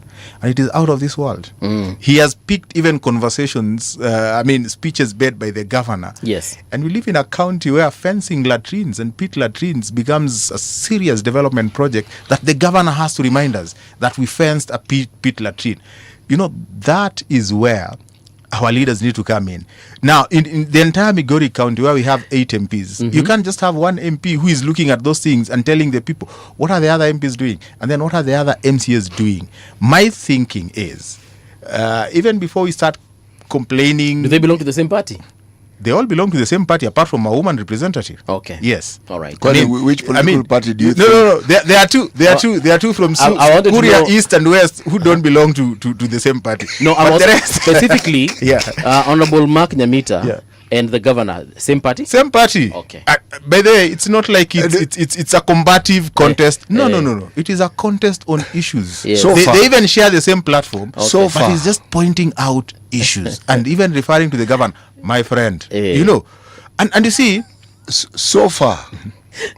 Yes. So far, because clearly, from everything you're saying, Honorable Nyamita wants to be governor. Yeah. Okay. I mean, you see, whether he becomes governor or not, let me tell you the beauty of what Honorable Nyamita has done, becoming governor is a totally different ballgame in a county like Migori, because there are so many dynamics. But do you know what he has done? For everything he has pointed out, the governor has ended up acting. everything. We had issues with water. And your governor has also ended up responding to what he has said. No, I mean, if they respond in public, it's okay. It's okay. As the people of Migori, we are more interested in, do they deliver? So when they complain about water, some of us who are landlords in Migori and have tenants who are struggling to get water and asking us, we are happy. So if Nyamita can continue pointing out those things and the governor reacts by acting, we are very happy. When Daktari, 2027 comes, it will be the people who will decide. Daktari, do you think that Honorable Mbadi, the National Treasury CS, do you think he has allocated resources equally in the country as far as development projects are concerned, and any other that pertains to his responsibility at the Treasury? Well, first of all, I don't think that is entirely the function of the Treasury cabinet secretary, because Parliament has a big role in terms of budget allocation. Okay. But certainly there are indications. There are a lot of indications that there is a dynamic shift in terms of budgetary and resource allocation since the 2024 Gen Z-led revolution, the inception of the broad-based government. I think there's a sense in which you can say there is some sort of equitable distribution of resources, and I think there's data to that support effect. that, There's data to support that effect. There's a document that is in the public domain that speaks to how they allocated resources in the last financial year, the 2025-2026. And you see, for me, the most important thing is not the budget that they allocate in these big projects. The most important thing for me is how have they distributed resources to the people who were previously marginalized, small end business people, MSMEs and SMEs. And I think if you look at the budget, first of all, I think there was an increase in the Hustler Fund by around 0.3 billion. But most importantly, there's a lot of resources that they've created that addresses the marginalized people in terms of access to credit. For me, that's the most important thing, especially the 1.6 billion that has been allocated to rural-centric businesses, in the whole country. And I think if you ask me whether you're in Nyeri or you're in Suna East, Sagana or Kilifi or wherever, you have access to that money. And I would say that to a large extent, there's a lot that has been turned around at the National Treasury. I don't know whether it is credit to the Gen Z who, disrupted the entire ecosystem, or it is the coming to Treasury of someone who I would consider an expert. I think he is more of a finance expert than a politician. When he has the microphone on political podium, the things he says, you are asking yourself, why is he angry with everyone? But when he's speaking on very critical issues, when he speaks about the National Infrastructure Fund, for instance, and you see something had to happen. I mean, the NADCO report, the 10-point agenda talked about the debt crisis that we are in, and how we're going to deal with the debt crisis. But still, any government would want to involve itself in grand infrastructural project. So how are we going to finance that? There had to be something, to address the infrastructural deficit that we have as a country. And for me, I think that's a great thing. The National Infrastructure Fund, how it has been articulated, how it will be implemented is a totally different story, especially the oversight mechanism. And I keep saying, if you incept a fund like that and steal it, the consequences are very dire.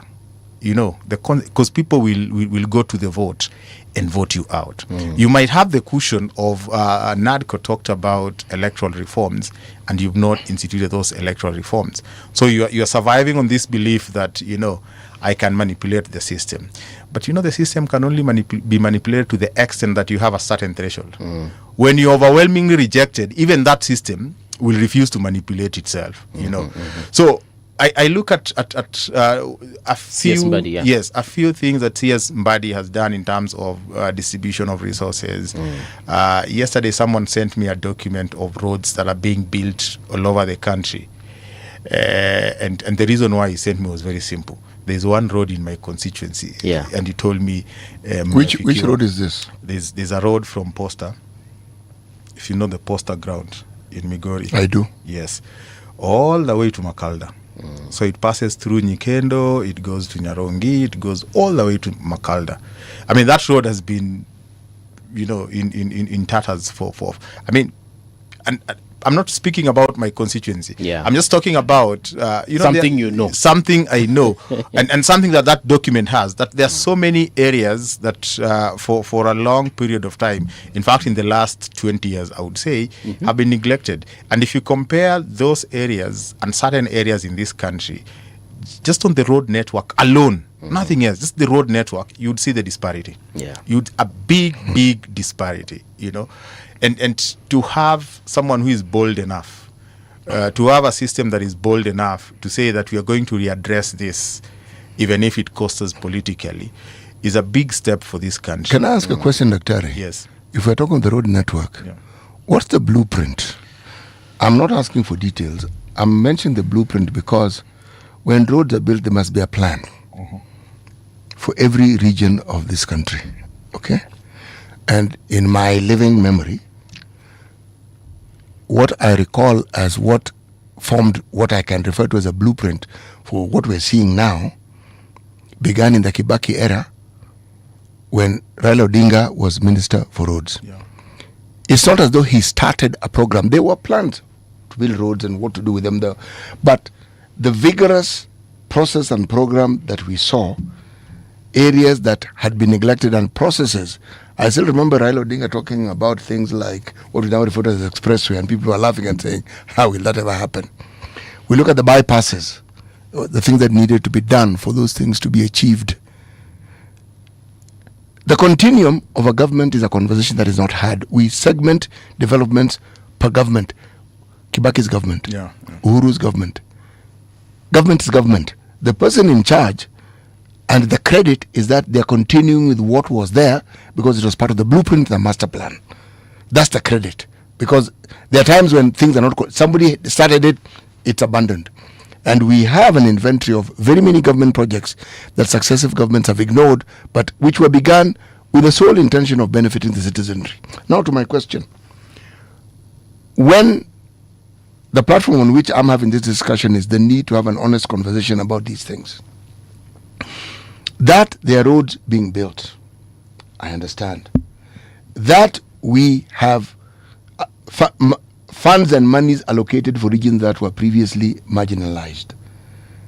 We even had specific funding set aside for this. How does one overcome something that we've noticed in the previous government, and it has morphed into a giant in this government, where plans and processes that are laid out to benefit the citizenry get interfered with by people whose sole purpose is, one, to plunder as much of these resources as possible, pointing to things that are being done, and you will find things being done, but never to the extent of the funding that has been allocated for it. How do you overcome this? You've asked so many questions. That one I was ring fencing my question at first. Yes. So, having ring fenced it, then I asked it. Yes. But I mean, you see, just like you've said, there's always a plan, and the business of the government of the day is the business of the people. It is. So if Kibaki's government had a plan, it was for the people. It was for the people. Yes. And therefore Uhuru's government needed to do it, not because Uhuru was doing it, but because it was a plan for the people. And it's the same thing with President William Ruto's government. There are certain things, in the first 2 years, a lot of things that they were completing were actually projects that were started by President Uhuru Kenyatta. And I think they did that because that is the business of the people. But coming back to your question on how this distribution is made. As a country, we all pay taxes. And from my understanding is that when budget is done, they're looking at the regions and the demands that these regions have and the resources that have been allocated to different regions. And that then becomes the basis. So where the infrastructural deficit touches on roads, I think they will allocate more resources on roads. And this is predicated on the fact that if there is need to have roads because there is an agricultural sector that needs to be served by this road, then roads become important. And I don't think these are conversations that are political. These are conversations that are driven by data and the technocrats. Now, the tragedy for me that we've had, and the reason why I think that reversal of the historical neglect of certain places is critical, and this is something that most Kenyans don't know, is that for a long period of time, just like City says, the plans are there. And more often than not, on paper, the plans were actually financed and completed. So you have a road, for instance, that takes you from point A to point B, which is in a plan. There is financing, and then there is record that shows this road is already done. Now, when a road is done, the subsequent planning is not to construct that road. The subsequent planning is to maintain that road. So first of all, the resources that went into building that road went to people's pockets.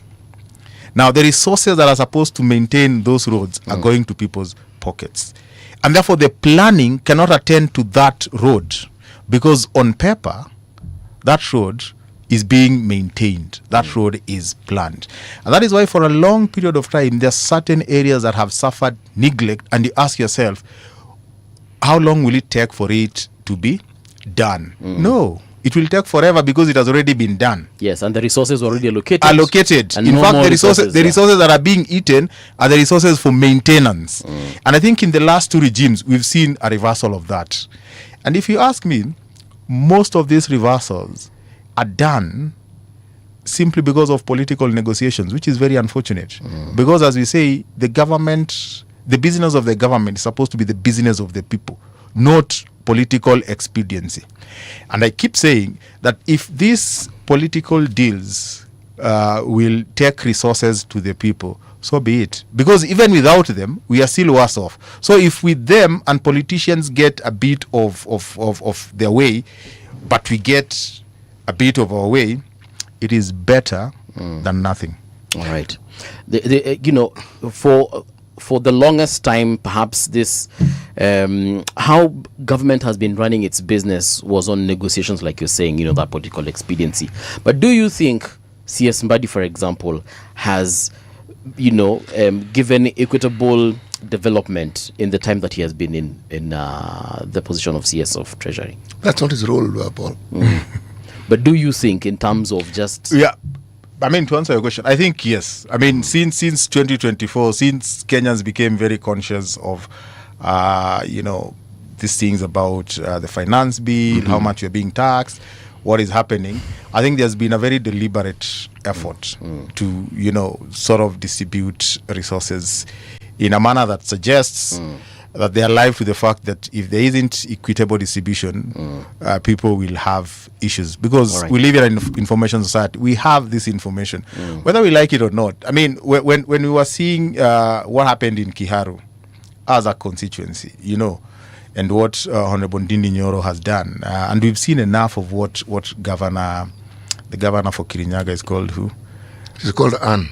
No, not Kirinyaga. Kangata for Muranga. Irungu Kangata, yeah. Right. When we see the things that Irungu Kangata is doing, we are asking ourselves, wait a minute. So how much is Muranga getting compared to the county? Rest of counties? Yeah. Now, when we saw what Ndindi Nyoro has done, in both primary and secondary schools in his constituency, Kiharu, we started asking until MPs went to Parliament and they started questioning that where is this guy getting money? And you see, those questions are very critical, because if you ask me, the constituency where I come from, there are only 4 wards. I can actually talk to my MP and tell my MP, this is the amount of national government CDF you get. There is no difference, between the money that you're getting and what Ndindi Nyoro has. You can actually do all these things that Ndindi Nyoro is doing. It is only that you've chosen either not to do them, or if you're doing them, you're doing them in a way that you don't want to tell the whole world, because it doesn't serve the interest of the people. So that distribution, I can tell you, to a large extent, when they sit down, there's a sense in which they have to think about equity. They have to think about what will the public do. And in the last 1 year since CS Mbadi came, if you leave his politics out of this, I think there's a lot that, if you look at the details, they have done. Whether it is him, the president, or the threat to the regime, I don't think Kenyans care much. Kenyans care about equitable distribution. IPO, KPC. Mbadi talks more and explains things more than probably his predecessors. Since we are politically inclined to listen to politicians, we hear him more. But the things he talks about are in the budget. It's not as though he's telling you something that doesn't exist. He's telling you, he's informed. The thing we complain that the government doesn't do, Mbadi does it more than others. So we have a clearer understanding of what it is that he's trying to achieve. Sorry, that's your question. No, actually, I was just trying to ask you on his the KPC IPO under the CS Mbadi. So what's the question? The handling of the IPO, rather. I think the IPO is let me tell you, when you talk about government, we always talk about government parastatal, government business inefficiency. Yeah. You see? And I think how Mbadi has handled it, if you ask me, the way he has articulated it is impeccable, if you ask me. One, if we talk about private sector efficiency, IPO is the best way to go. Because the first thing is, when you go IPO, it means you are ceding more control to the private sector so that it is run with the efficiency of the private sector. What is the ripple effect of that? The ripple effect of that is that it will be a lot more efficient. It will have more return on investment. So the government as an investor and individuals who invest in the IPO will draw more from it. And then number two, if the return on investment is very high, it basically means that the business is likely to diversify even its portfolio and employ more people. That's the second thing, that other than the return on investment, there is that ripple effect of more employment. And you see, this IPO has attracted interest from around the region. So there's interest from Uganda, there's interest from Rwanda because of the strategic nature of KPC. So for me, that's a bigger thing, that if you get that efficient, you employ more people, you return more money on your investors, and then government will still have this avenue to get more taxes from it. It's a win-win. Is it? And I think, if you ask me, it's a win-win. Now, look at, and you see, let me take you back to the days when we were in primary. And forget about corruption, because I think corruption is another thing. We had this thing called the Kenya Post and Telecommunication, KPCU. Yes. It was a giant monopoly. So it was in the telecommunication business, it was in the mail business, until the world became liberalized. Of course, it was driven by the Bretton Woods institution, but up until late 1990s, early 2000s, it was broken down. Now, it was broken down into one, CA. So CA became the regulator. Communications Authority became the regulator. So the regulator was to deal with the regulation of the industry. That is what gave birth to Safaricom, you remember Kencell and all that. And then there was, and Telcom. Right. So Telcom became the state-owned, but it was open for other competitors. Then there was a postal corporation that was broken. So into three. So Posta. The regulator, Posta. Now, what that did is it allowed competition to set in. Now, the cost of investment was very high when the Safaricoms of this world came in, because they invested in technology, but with time, when they had recouped, the cost has gone down. So going public, for me, is such a big deal, because it allows the efficiency of the private sector to come into play to run the business. Now, it allows the government to become, sort of the regulator, or have an agency that regulates the market, brings down the cost of the service or the product. And where we are right now, I think those are the things we need. If you are complaining that most of the government corporations, are run by the government bureaucracy, things are very difficult, and they become more of public interest enterprises rather than profit-making enterprises, it defeats essence. If you're a government that is looking for money, if you're a government that is looking to expand the economy, employ more people. So for me, the way he has gone around the IPO, the way he has articulated himself, the way he's been vocal, because being vocal is also critical. Because when you are vocal, people look at what you are saying, they point holes, but even as they point holes, they have to look for more information, which creates for a very robust engagement and basically, discourse exactly, around. it gives us the opportunity to have that exchange. Yes. We understand more. Yes. All right. All right. Thank you so much, Daktari. I have so many questions here.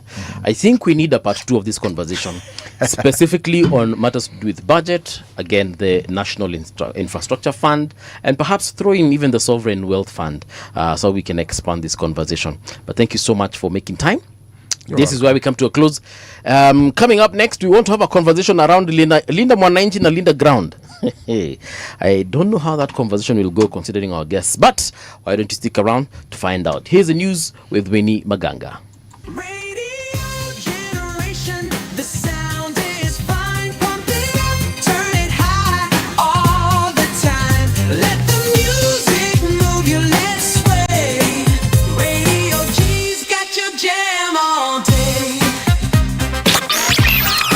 Radio Generation, the home of urban soul. Comfort Living Moments brought to you by Tile and Carpet Kenya. Soft footsteps in the early morning, cool tiles beneath your feet, our timeless flooring collections elevate every space, preparing your home for a peaceful sohor. Comfort Living Moments brought to you by Tile and Carpet Kenya. Comfort Living Moments brought to you by Tile and Carpet Kenya. Soft footsteps in the early morning, cool tiles beneath your feet, our timeless flooring collections elevate every space, preparing your home for a peaceful sohor. Comfort Living Moments brought to you by Tile and Carpet Kenya.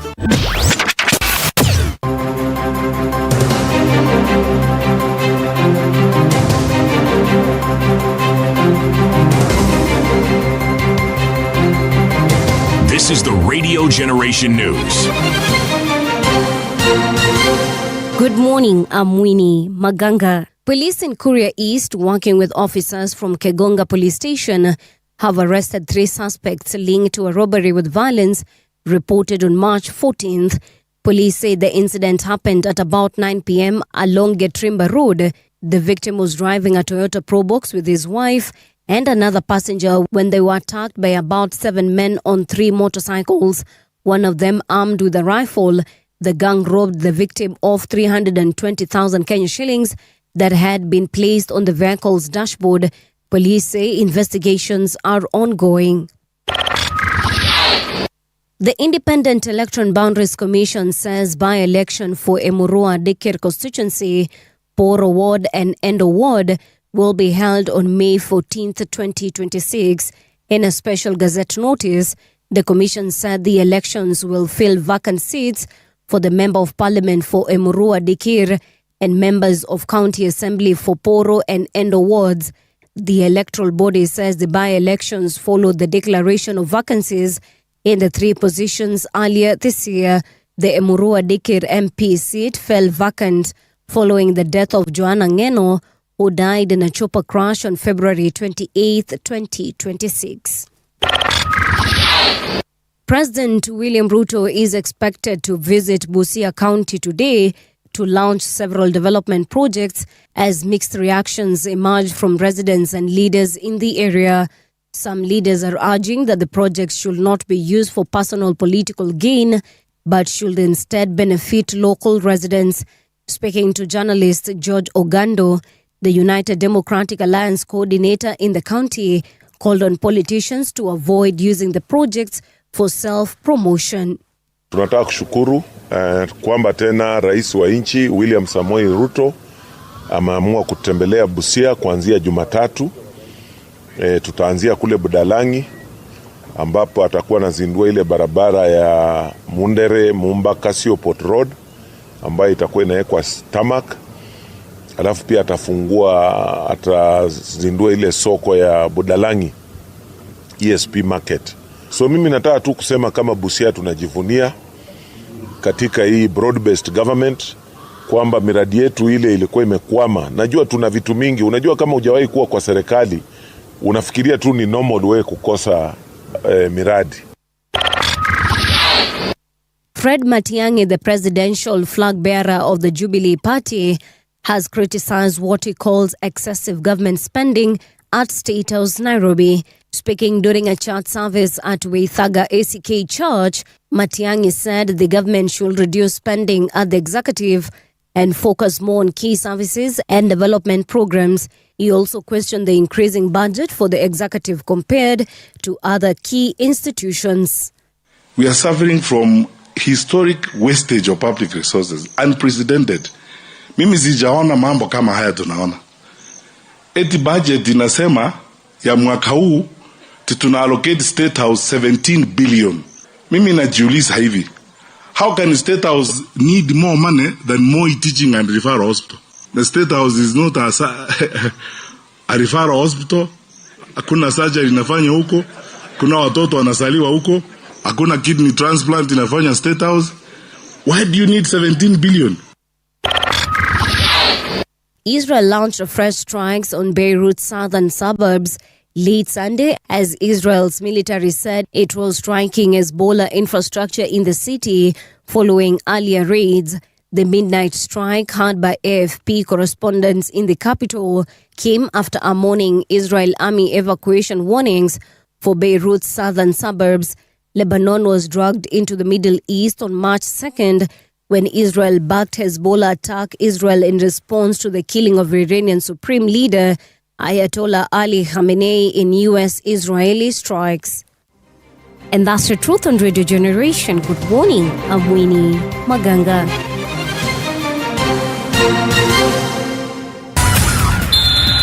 Sports on Radio Generation. Good morning, I'm Samuel Otieno. The finalissima between Argentina and Spain has been cancelled because of the war in the Middle East. European champion Spain was set to play Copa American champions Argentina in Qatar on March 26th. UEFA said proposals to hold the match at Real Madrid's Bernabeu or play a two-legged game in Madrid and Buenos Aires were rejected by Argentina. President William Ruto has announced that this will be the last year the government funds the World Rally Championship Safari Rally. From next year, the private sector will take over running, promoting and paying for the rally. Speaking during the conclusion of the WRC Safari Rally in Naivasha, the president said the move will allow the government to focus more on supporting school sports and improving sports infrastructure across the country. This is the last Safari Rally where we will be expending public money to promote it. From next year, this event will be fully funded, fully supported by the private sector. And I want to congratulate the private sector for stepping up as patriots and citizens and partners. And that's your sports update on Radio Generation. Good morning, I'm Samuel Otieno. Sports on Radio Generation. The views and opinions expressed on this program are those of the guests and do not necessarily reflect the views of Radio Generation. Radio Generation assumes no responsibility or liability for the interviewee's views. This is Radio Generation. In the beginning, there was morning radio. But now there is Radio Generation's The People's Breakfast. Curious and bold, getting facts from the shadows. That's what it is. Now, as the city wakes and secrets stir, a bright new voice shines. The People's Breakfast. Your morning, your voice, your journey. Good morning. Good morning, my neighbor. Welcome to the home of hard truths and bold insights. Radio Generation. Yes, indeed. It is 9 minutes past 8 o'clock. How are you doing? This is the People's Breakfast on Radio Generation. We are on 88.8 FM in Nairobi, 90.7 FM in Mombasa, and that lovely frequency of 89.5 in Garissa. I'm with City Moga in the studio. City, as we were having that conversation about the role of the CS as far as Treasury is concerned, just what exactly is his role? Is he the one who makes the budget? Is it Parliament that makes the budget, then gives him the budget? Is it him who decides which county gets what? Is it him who decides, okay, fine, I'm waiting for Sakaja to come and beg for money, then I release it? Wow. Like, what is the work of the Treasury CS? Sometimes we have a hangover when we talk of budgeting. And the process of budgeting, who does the process, what it is that goes into the budget process. Yeah. The moment a budget is read out, immediately after, the process of budgeting for the next financial year begins. Right. It involves data collection. what is needed. A budget essentially is you're talking about the monies you have and how you're going to allocate it to the needs that we have. Okay? They're prioritizing the needs. Now, we have a budget-making parliament. This is a role that in the previous constitution, parliament didn't have. Yes. So it means you represent the people and you bring the needs of the people to the table. Yeah. There are processes by which through which go. So there are lots of consultations. They are within parliament. What do they call it? Committees that deal with these things. So they filtered the discussions that take place are numerous over a long period of time, with officials within the treasury and so forth and so forth. The central bank comes into the discussion. All these things are done. Yeah. When they are completed and compiled, it again goes back to Parliament, who look at it and say, does this meet? And they say, yes. Okay, sasa, tunaweza kupresent, tuone. Now, it is Mbadi's job and his people to now ensure that, one, your pesa, which they need for these things, zipo. Yes. And then they begin the process of disbursing them. Now, remember, the first order we have in our books, usually ni kulipa deni. Pesa inaingia, inatoka ikienda kilipa deni. Na ikibaki, now, that's what they now do to try and see how do we fit the needs with the money that we have. I feel like with Dr. Hesbon, we've had a very good conversation, but we didn't milk it the way I wanted us to, perhaps because of the time. An hour is a very short time to discuss such weighty matters. But we will bring him back again so that we can look into the details of what it is that... But more importantly, we'll look for Mbadi and ask him to come and explain this thing. Or just send us somebody in... Because, by the way, there are people who can explain this thing within that ministry because that's their docket.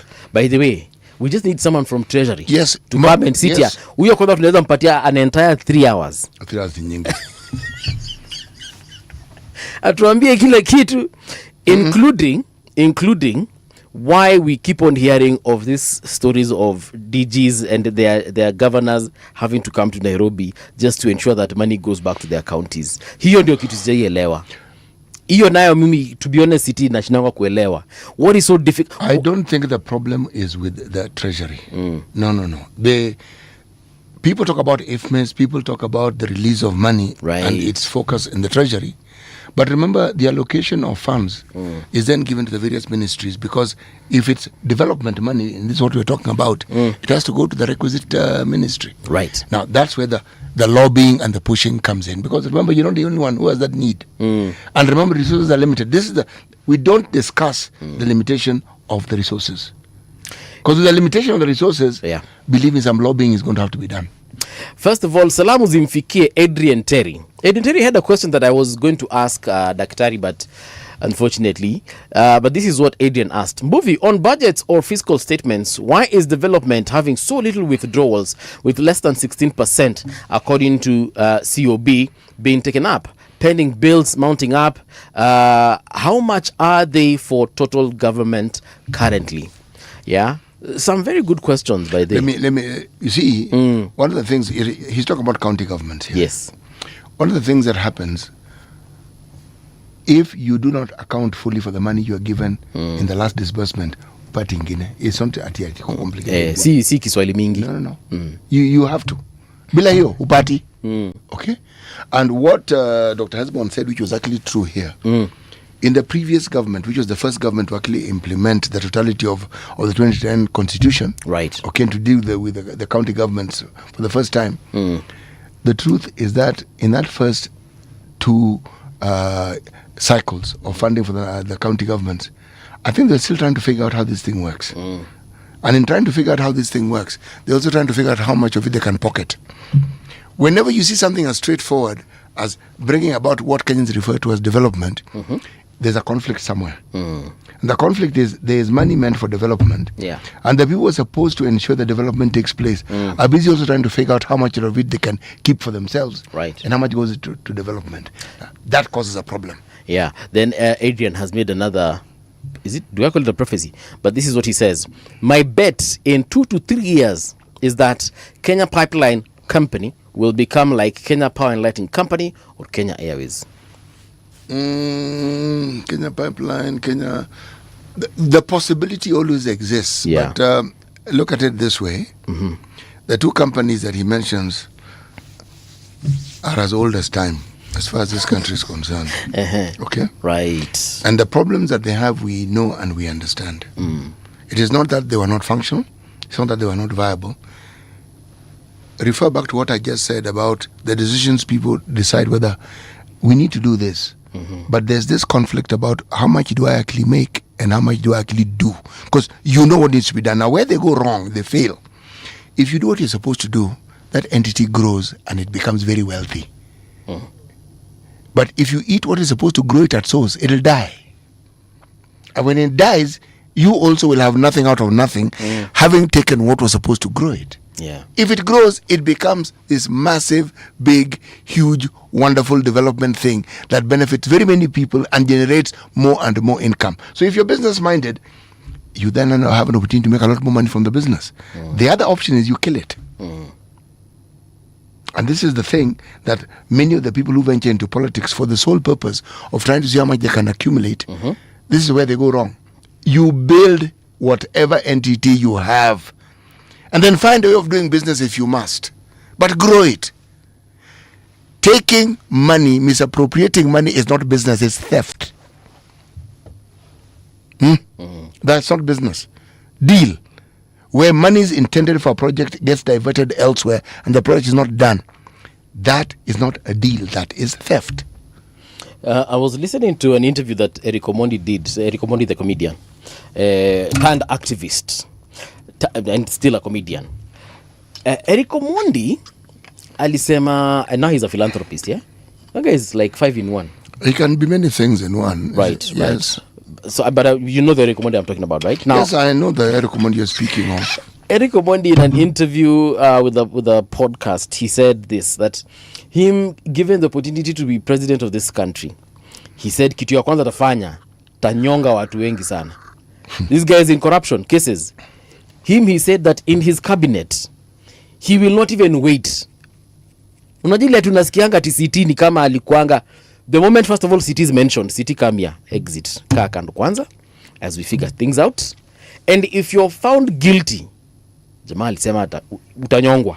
That's what he thinks he will do. Let me finish something he said, and I think this one will definitely need some kind of referendum for it to happen. He said that he will reduce the number of counties from 47 back to the original 8 provinces. Apart from Rift Valley, maybe we need to divide it into 2, so we'll have about 9 counties. So 9 counties, each of the governor. Then he said the remaining amount of money, 9 minus 47, it's 38. He said these other 38 monies that would have gone to 38 counties. So that means pesa governor, deputy governor, CECs, and everyone else in that county. All that money, he said, he'll drop it into education and then healthcare. And I was thinking, that's actually a brilliant idea. No, his arithmetic is faulty. It is not. It is extremely faulty. Look, Governor Natembea came here and told us that governors earn close to 1 million, right? Yeah. So if you take 38 counties that you've minused, that's 38 million. Yes. Plus their deputy governors, probably another 500,000 per deputy governor. And then put in CECs there. Bro, you've saved some money. It may not be a billion, but you've saved some money. You do. The monies that are given are for the needs of the people. The number of people in those regions won't decrease because you have expanded or shrunk the geographical area or the entity. Right. It will remain the same. The number of schools you need to take care of will be the same. Will still be the same, yes. Everything. And the people who are supposed to provide the services. Yeah.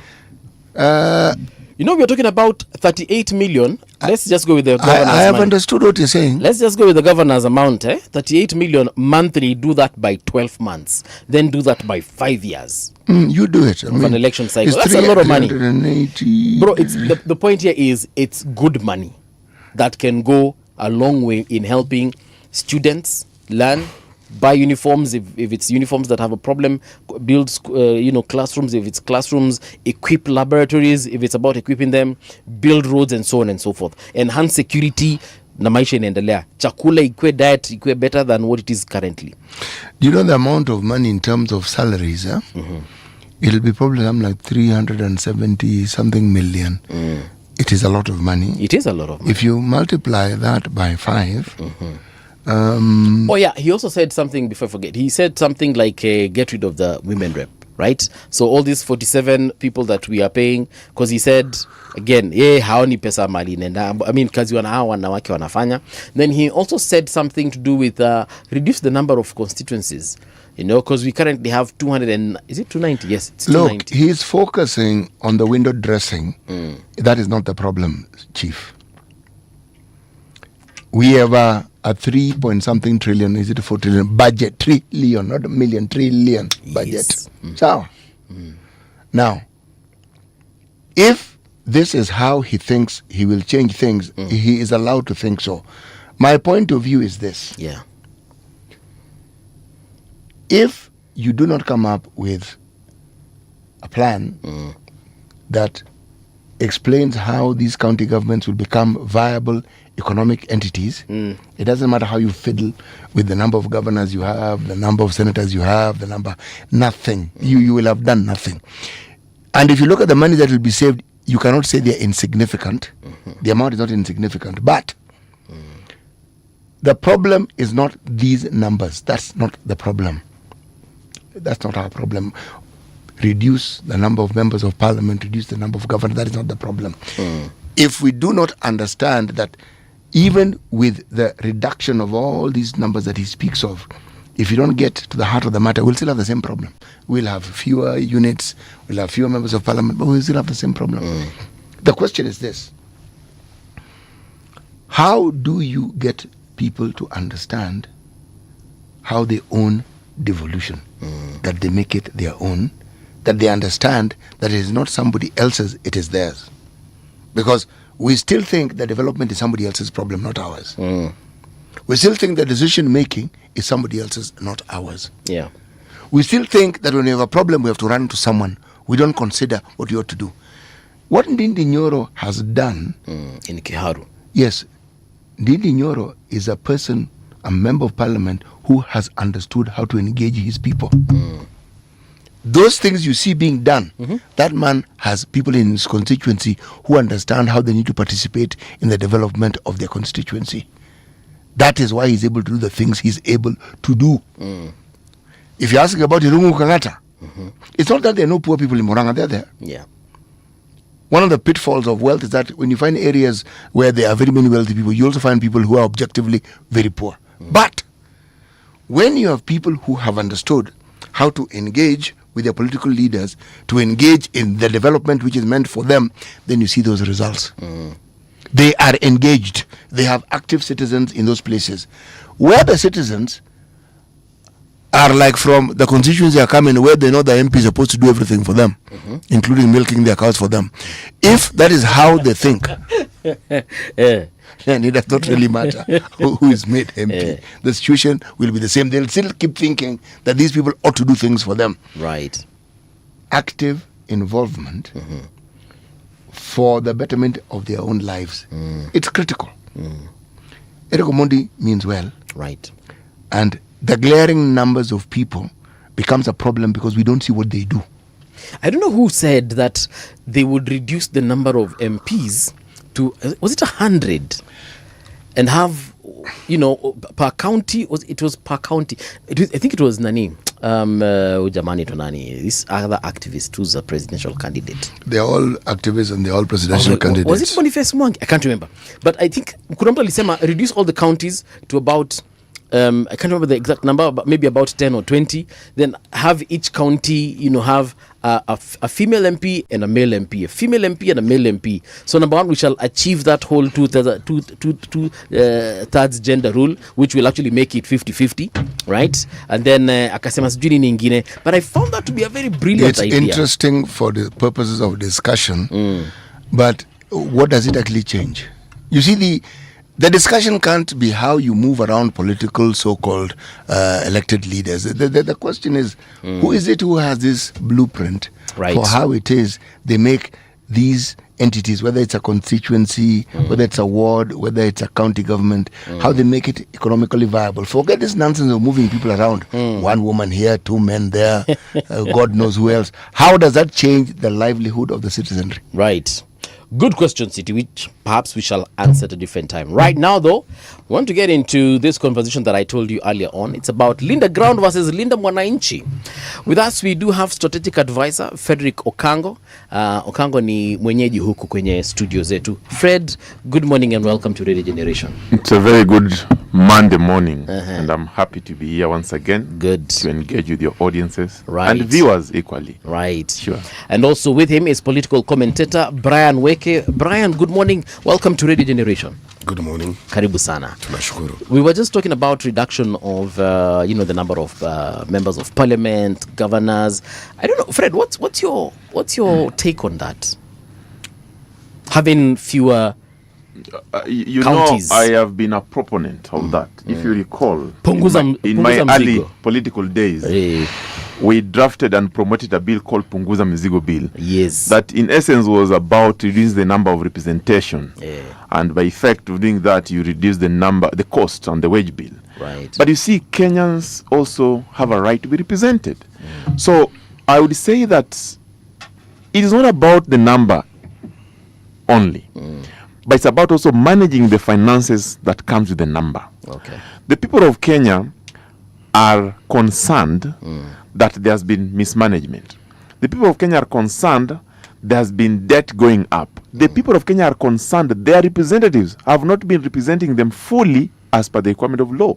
And that's why you see in the progress report by the Zani committee, it outlines actually what is happening and what we can do more. With even recommendation, we do believe that in the coming days, the people of Kenya will understand that even in achieving the 2,000 agenda, when I got in, you were talking about the 2,000 agenda.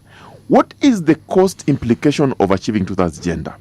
It is a constitutional requirement, but what is the cost of achieving constitutional requirements? It's expensive. It's very expensive. But Kenyans gave themselves that requirement in law. Today, it is mandatory that in any elective or appointive public body, there shall not be more than 2/3 of the same gender. That is a principle. How do you achieve that? You achieve that through election, you achieve that through nomination, you achieve that through appointment.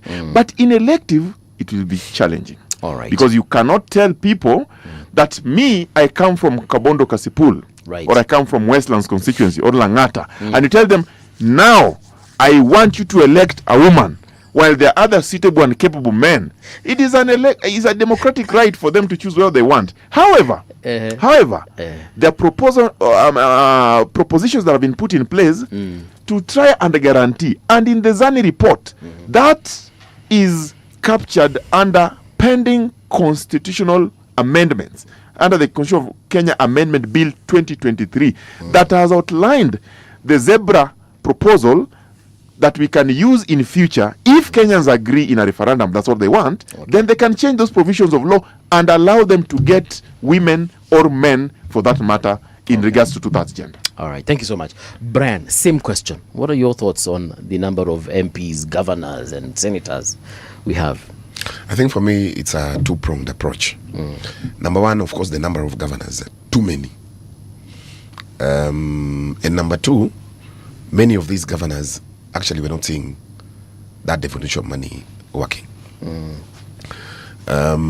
If you audit a number of these counties, you'll find out that the amount that they are being given, whatever goes to development, is very minimal. So for me, if you ask me, I know Okango is afraid to say this. We need to reduce the numbers of these counties. Yeah. There are too many. The wage bill is very high.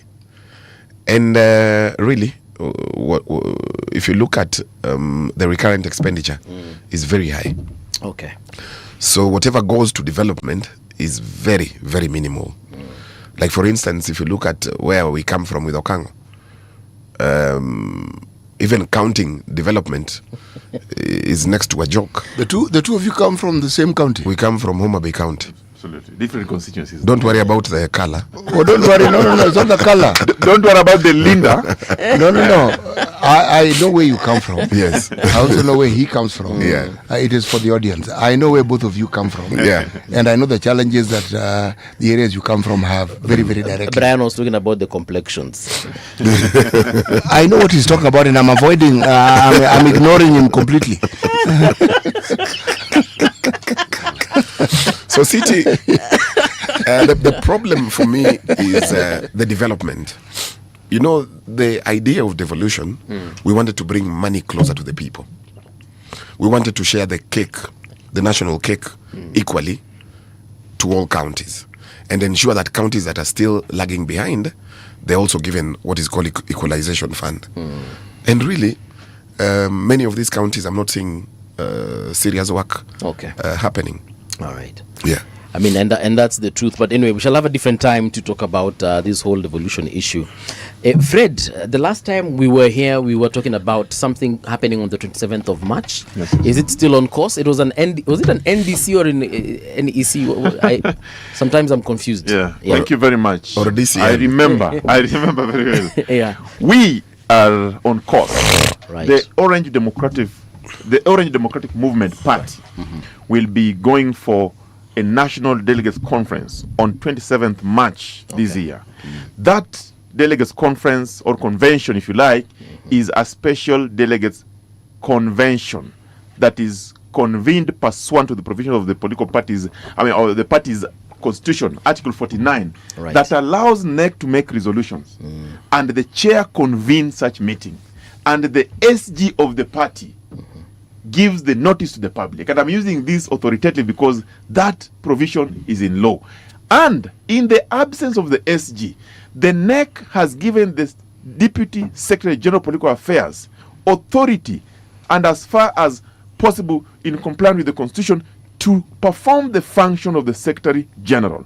Honorable Catherine Omanyo, who is the Deputy Secretary General, gave that notice today. However, Sifuna, who Weke is lending, is already in court. Okay. And the party has obeyed the court, the tribunal decision. Yes. Because the tribunal order that was given was to stay the implementation of the resolution to suspend Sifuna as the SG. Okay. That is in place. And we believe Sifuna is still a NEC member and is still the SG. However, he cannot do the functions of the SG as it is now because of the legal impediments and the circumstances of politics today.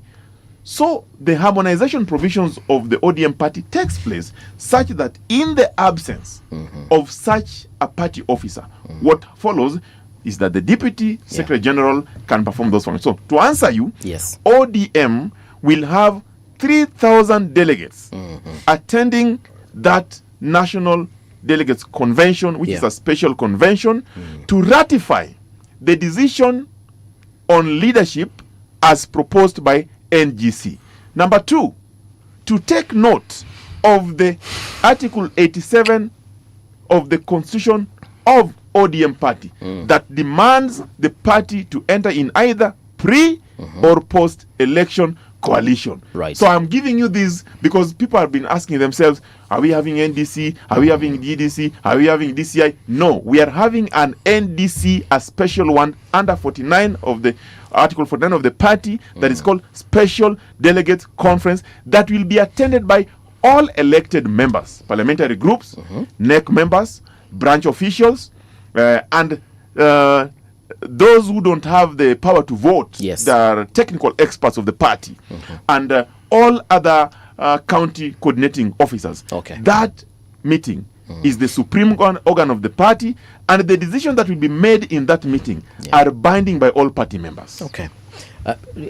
Is Linda Mwananchi going to be in that particular meeting? First of all, it's very unfortunate for Okang, a man I respect, and somebody who's gone to school, and a lawyer for that matter, to come and tell us here that in the absence of the SG, the deputy will give notice. Right. What do you mean the absence of SG? Is the SG dead? The last I checked, he's very much alive. He's very much alive? Right. He is a substantive SG. The court, I know he's throwing words like a tribunal. A tribunal is actually a court. It has powers of a court. Of course. The court was very clear that Sifuna is actually the substantive Secretary General. Right. So basically what is happening, these guys, we know the machinations. If you look at all these activities that they've been undertaking, they've not been spending money from ODM. They're being funded from somewhere. All right. And that somewhere is not definitely ODM. So they have given a fee to their master. We even know the amount. Okay. So they've decided that this NDC has to happen, whether legal or otherwise. It does not matter. Because clearly that is an illegal NDC. And we are aware where these things were mooted. We are aware where they were planned. We are aware where they are being executed. Even as we speak, they're in the process of changing delegates all over the country. How do you change delegates? City. Yes, Brian. You see, there are delegates that were elected in the last election, which was done nearly 8 years ago. Kango came to ODM just the other day. He does not understand. This guy was a guy of Punguza Mzigo. So now, what they are doing, they have a list, so they are creating new delegates. Is there a list of the delegates who were elected 8 years ago? Is there a list? Yes. Yes, there is a list. There is. Yes. So how? And we've been going around talking to our the real delegates. They're saying this guy. And you wait. See, the Nini is on 27th. Yeah. First of all, it's an illegal meeting. Yes. Because how it has been convened is an illegality. How do you know that people are being changed in this particular list? Members are being changed. We are aware, and we even know where they're doing it. You wait and see 27th. Of course, the meeting is illegal. We will not be there, clearly, because who was given notice? It's not Sifuna, and legally by law, that notice has to be done by the Secretary General. And I saw the notice was signed by Deputy Secretary General. Okay, let me explain something. It's an illegality, and I understand where Weke is coming from. Weke and team. Yes. You mean Linda Mwananchi team? Yeah, they and his cabals, his friends around him, the Sifunas, the Babus. They thrive in propaganda.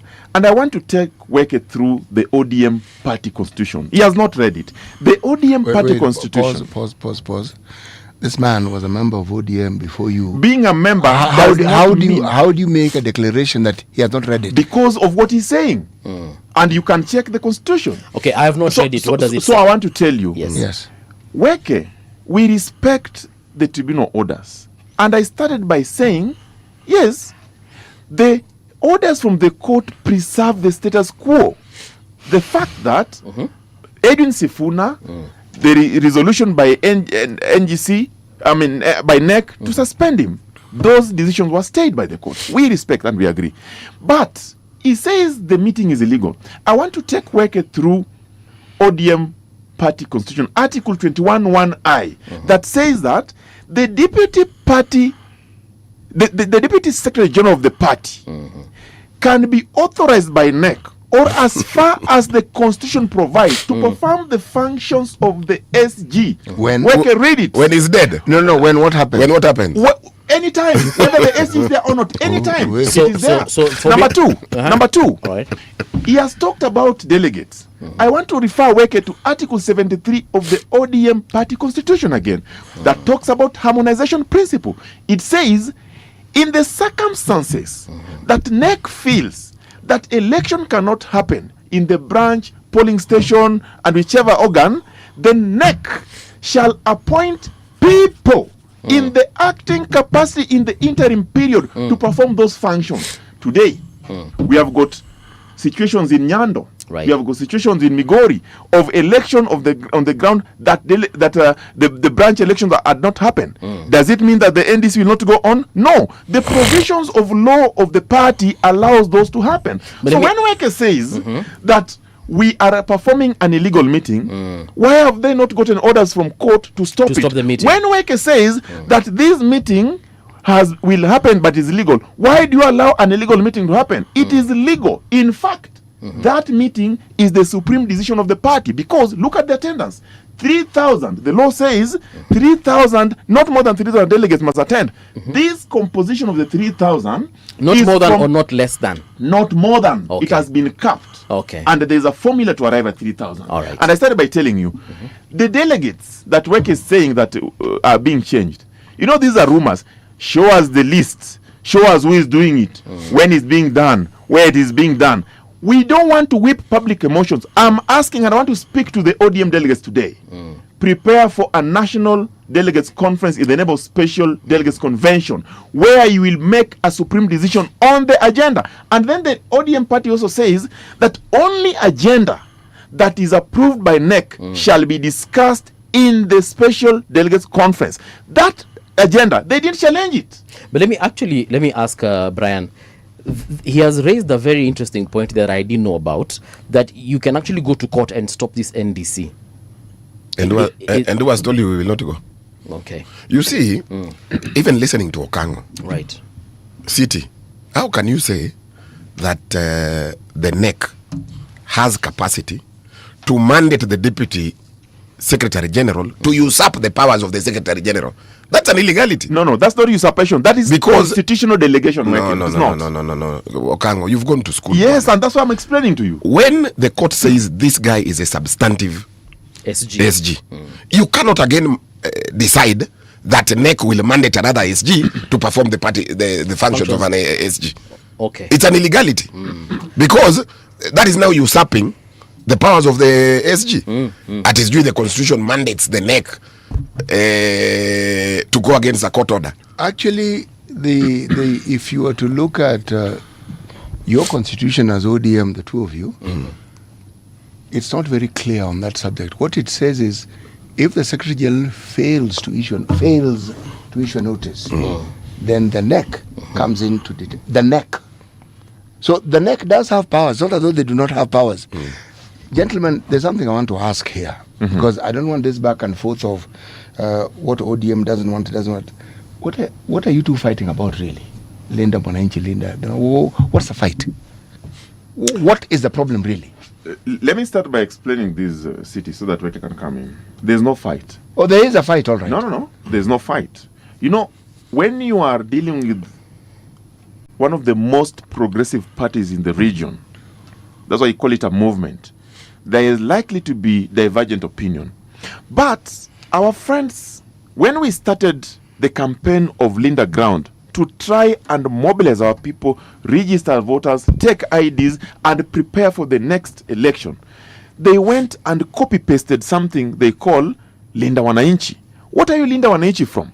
We are saying that the people, and particularly members of ODM, have concerns. Their concerns are that there is corruption in this country. Their concerns are devolution must be strengthened. Their concerns are debt is high. How do you solve that? The government of the day must solve that. So we are structuring ourselves towards forming a government that is actually going to address that. That is where the problem is. When you see Linda Wananchi meetings, the Linda Wananchi meetings are led by Weke and Sifuna, his friend. There is no party structure. Where is your party leader?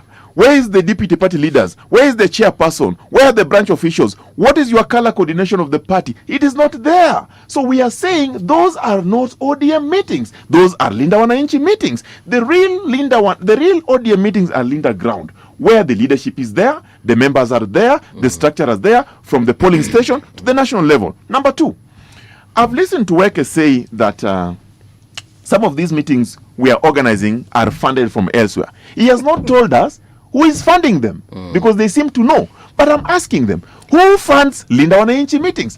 There have been accusations against them that Uhuru Kenyatta is funding their meetings. There are accusations that the last meeting they attended, they were given 60 million. They are fighting among themselves over the 60 million. There are accusations that even themselves, they don't know what to do with the 60 million because they don't know where it's coming from. Okay. I want to tell Weke, for us in Linda Ground, it is a party. The party has got membership. The party enjoys political parties fund in billions. Today the government owes 12 billion.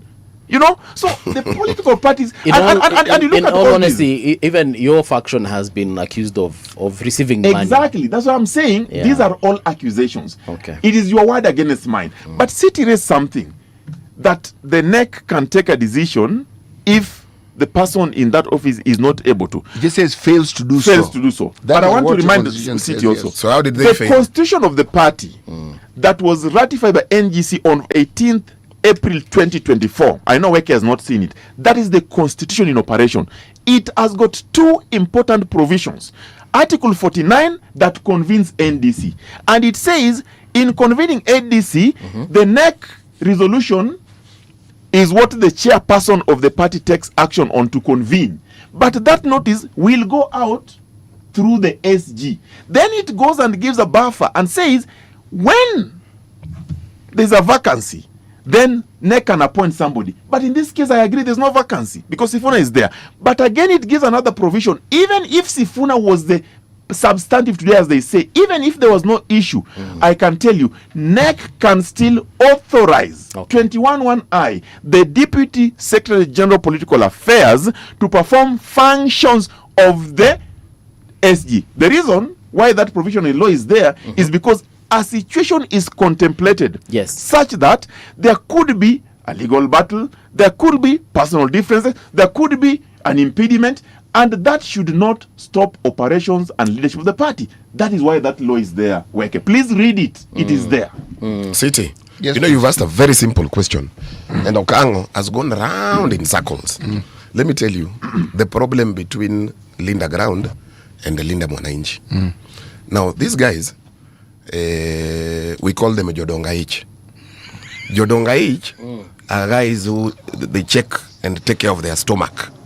So what has happened, our party, the party that Raila built 20 years ago, has actually been sold by a cabal. This cabal that is headed by Akina Okango, and you know those guys. So what has happened, we have lost our identity as ODM. ODM is being run from UDA. It's actually the department of UDA. I was speaking to another member of parliament in Nairobi who is inside the cabal.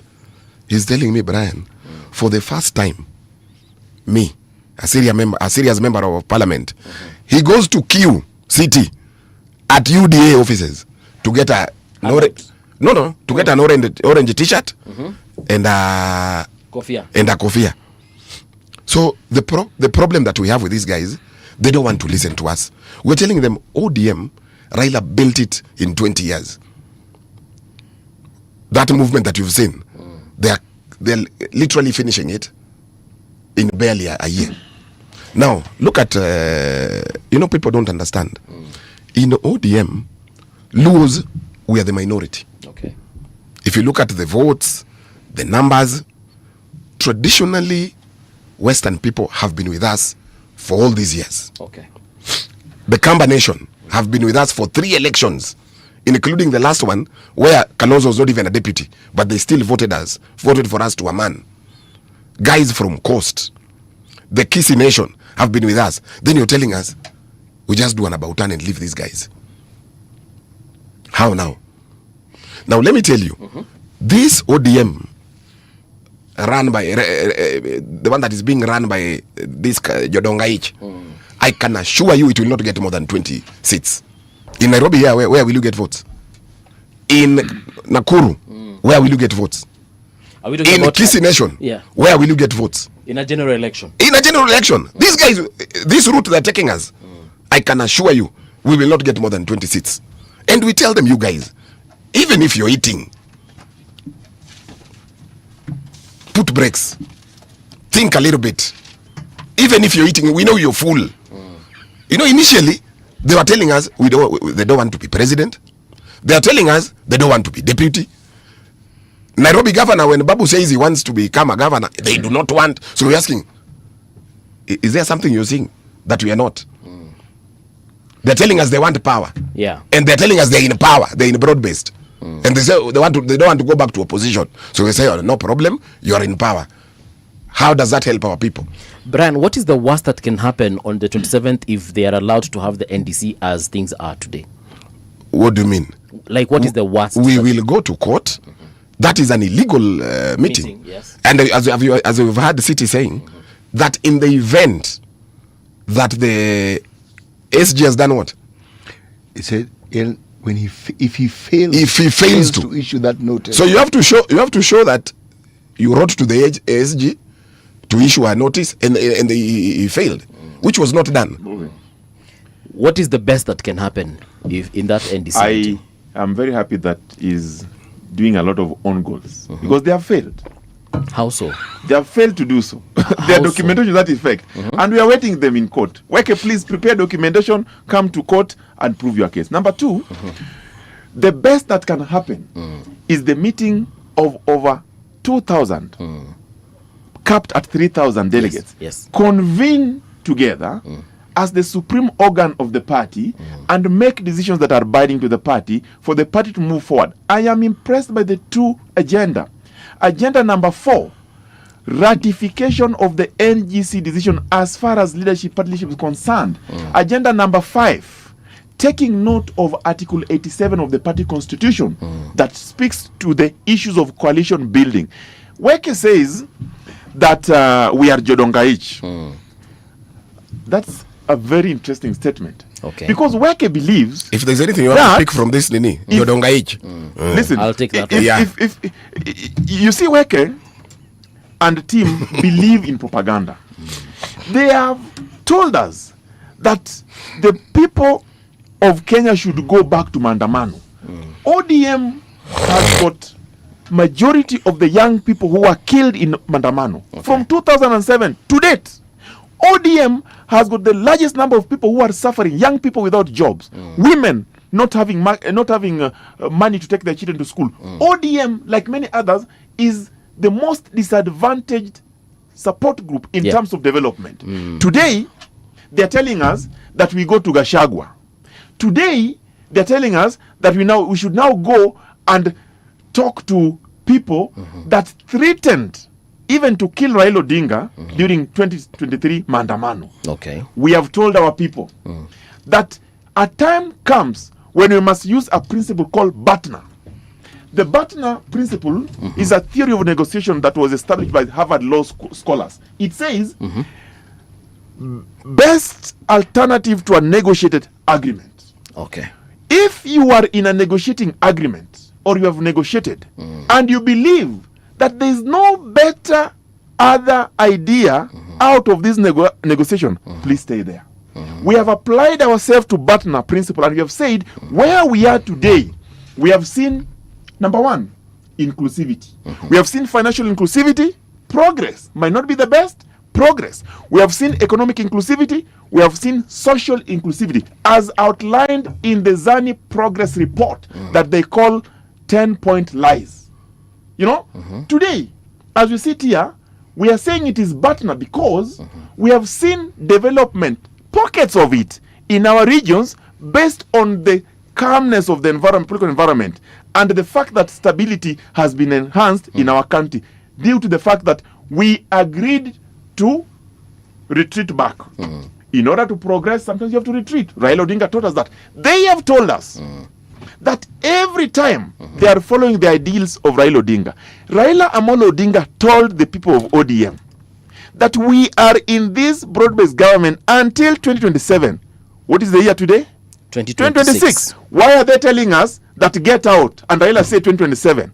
It means they want to take us to a position. We are not going to go to the streets. And I want to speak to the people of Kenya today. As ODM, we have made a decision that not any time again will we take our young people, our women, our fathers, our brothers to the streets to fight somebody's war. We are not. The war that Linda Wananchi is fighting is Gachagwa's war. We know it. They are bidding for Gachagua. We are bidding for Kenyans. They are saying they are leading Wananchi. But if you ask them, what is your alternative on health? They don't have. What is your alternative on education? They don't have. What is your alternative on infrastructure? They don't have. What is your alternative on youth employment? They don't have. Then they tell us, get out of government and come and demonstrate on the street while our people are suffering. But that is not right. There's a question Weke has answer. Or something he has said, really, not really a question, but he has posed it this way. He has said, ODM currently as it is, it's like your faction is not interested in the presidency, not interested in the deputy presidency, not interested in, I think he has mentioned Nairobi governorship. So he was asking, like, what is the... Who told him that we are not interested? Now let me finish. Who told him? You know, Weke he is imagining that we are not. All right. When we are negotiating for power, you don't just sit there and say we are negotiating for power. You look for chances that you can get to enable your people and empower them financially and economically. We have said that when you are going to this negotiation, we are going as equal partners. The word Linda ground means strengthen your bases. You strengthen your bases. When we strengthen our bases, we will emerge stronger with the numbers. He's talking about not getting numbers in Nairobi. Let me shock Weke. There are traditional bases in this city that are predominantly ODM. And in negotiations, we will ensure that we capture that. But what they want to do, they want to divide the party from within to secure those seats for Wamunyoro. We know that. Like Weka, I know is running on Wamunyoro ticket. These are the people who are buying time in ODM. They have actually left. Weke left long time ago. So they cannot purport to speak for ODM. We know that. Weke, you were saying something in regards to this whole issue of seats. You know, Mungala. Yeah. And that's why I'm telling you. Smart guys like Okango, when they speak like guys who don't look smart, then you know there is a problem. City, even when you're going for negotiation, what do? You don't, and this is what we are telling them, and that's where the departure is. We're telling them, look here, first and foremost, when you're going for negotiations, you need to bring your presidential candidate. And say, we have a presidential candidate, let's say it is Orengo, or Sifuna, or Oburu, the power man, the Ngao man. You say this is our president. So now, when you sit on a negotiating table, you tell the guy, look here, we are interested in your seat. Then say, no. You know, I am ahead of you. I've done my first term. Allow me to do another term. Then say, okay, how do we proceed? Say, okay, you take a deputy. You know, since the advent of multipartism, and that is the reason why we know there is something very off. Since the advent of multipartism, the first election we had, Kibaki was elected, he was from DP. The deputy in that formation came from Ford Kenya. When Wamalwa died, under PNU, Kibaki took Kalonzo from ODM Kenya. It was Mudi Awori and then Kalonzo much later. I'm saying in that election. Okay. Now, after Kibaki left, we got to Uhuru Kenyatta, who had KANU, created something called TNA. William Ruto had a party called URP. They created Jubilee. Since the advent of multipartism. Now, this is the only time the largest party in East and Central Africa is doing a coalition with a small party, and the president and the deputy comes from that same party. Then you're telling us there is something that is not off.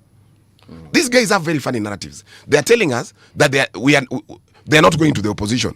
And we're asking them, what do you mean? William Ruto, Mount Kenya is gone. Kamba Nation is gone.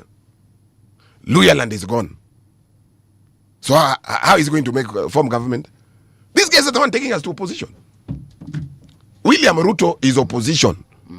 You know, Mungala, let me tell you. All right. William Ruto tells a story about Nyayo. When Nyayo was supporting Uhuru Kenyatta, nearly the last minute, there were over 55 MPs. This one is actually, this story is often told by one William Ruto. They went to State House and they told now Nyayo, do something. Kibaki is leading, Uhuru is trailing. But we know you have a card. We know you have the state. You know you have all the instruments. Fanya mambo. Nyayo said, what do you mean? Which mambo? This thing is gone. You go and concede defeat. Right. Often told by William Ruto. William says that when they arrived in Serena, where they were going to do a concession speech, there were only two people. There were over 55 MPs, but when they went to do that concession speech, it was just him and Uhuru Kenyatta. Okango, smell the coffee. If you do not want to take our people to the opposition, William Ruto is the next opposition leader. You know, Mungala. Yeah. I listen to Weke and sometimes I cringe because he's telling us that William Ruto is the next opposition leader. He's telling us William Ruto. Where is he getting votes from? he has lost Central, he has lost Ukambani. The product of an election is seen after election. We have not gone to the election. But let me just jog his memory. When we went for the by-elections last year, November, broad-based government won those seats, majority of them. When we went for the by-election this year, the 4 of them, broad-based, and in particular the UDA, won those elections. So, for me, I measure the level of success in an election by the preliminaries. The preliminaries are by elections. They have won. I can guarantee you, if Weke and the team get out of ODM because they have left, yes, even this Weke will not get any seat. He will lose by mid-morning. Sifuna, if he gets out of ODM and go and contest presidency, I don't know, senator, he will lose. And because we are not getting out. Our elections are party-driven, tribal-driven, region-driven. That is the truth. But I am worried that Weke is giving us narratives about Nyayo and Kibaki. You know, those days were in the old constitution, with Kibaki, a bit of it. But today, we are in the new dispensation. And the new dispensation demands of application of the national values and principles of governance. We are more concerned about the inclusivity of this country than politics they're playing. We are more concerned about democratic spaces in this country than the politics they're playing. I want to tell Linda Wananchi, if for sure you believe that you are protecting the interests of the people, show us your blueprint. If for sure you are protecting the interests of Wananchi, tell us, why is it that you are weakening the party from within? If you don't believe the party, you don't believe in the Mr. Power, Norman as you call it, why don't you walk away? We invite them to the NDC. Come to the NDC. If you want to compete, you are free to compete. If you defeat the members there, you have your day. 4 minutes, we do not traffic, we do the news, then we come back. And then we try and see these votes, where exactly are they coming from? Because there's something Brian is saying and there's something Fred is saying. Minda kuelewa hii hesabu ya votes kwa kweli iko wapi? Iko wapi?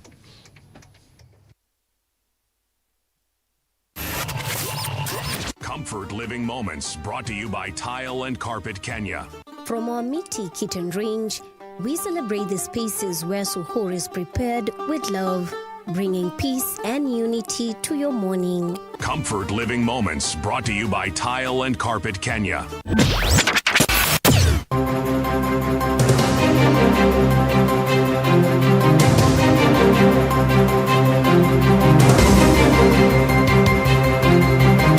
This is the Radio Generation News. Good morning, I'm Winnie Maganga. The Pharmaceutical Society of Kenya has raised concern over the arrest of veteran gynecologist Dr. Job Obwaka, who is reportedly being detained at Muthaiga Police Station.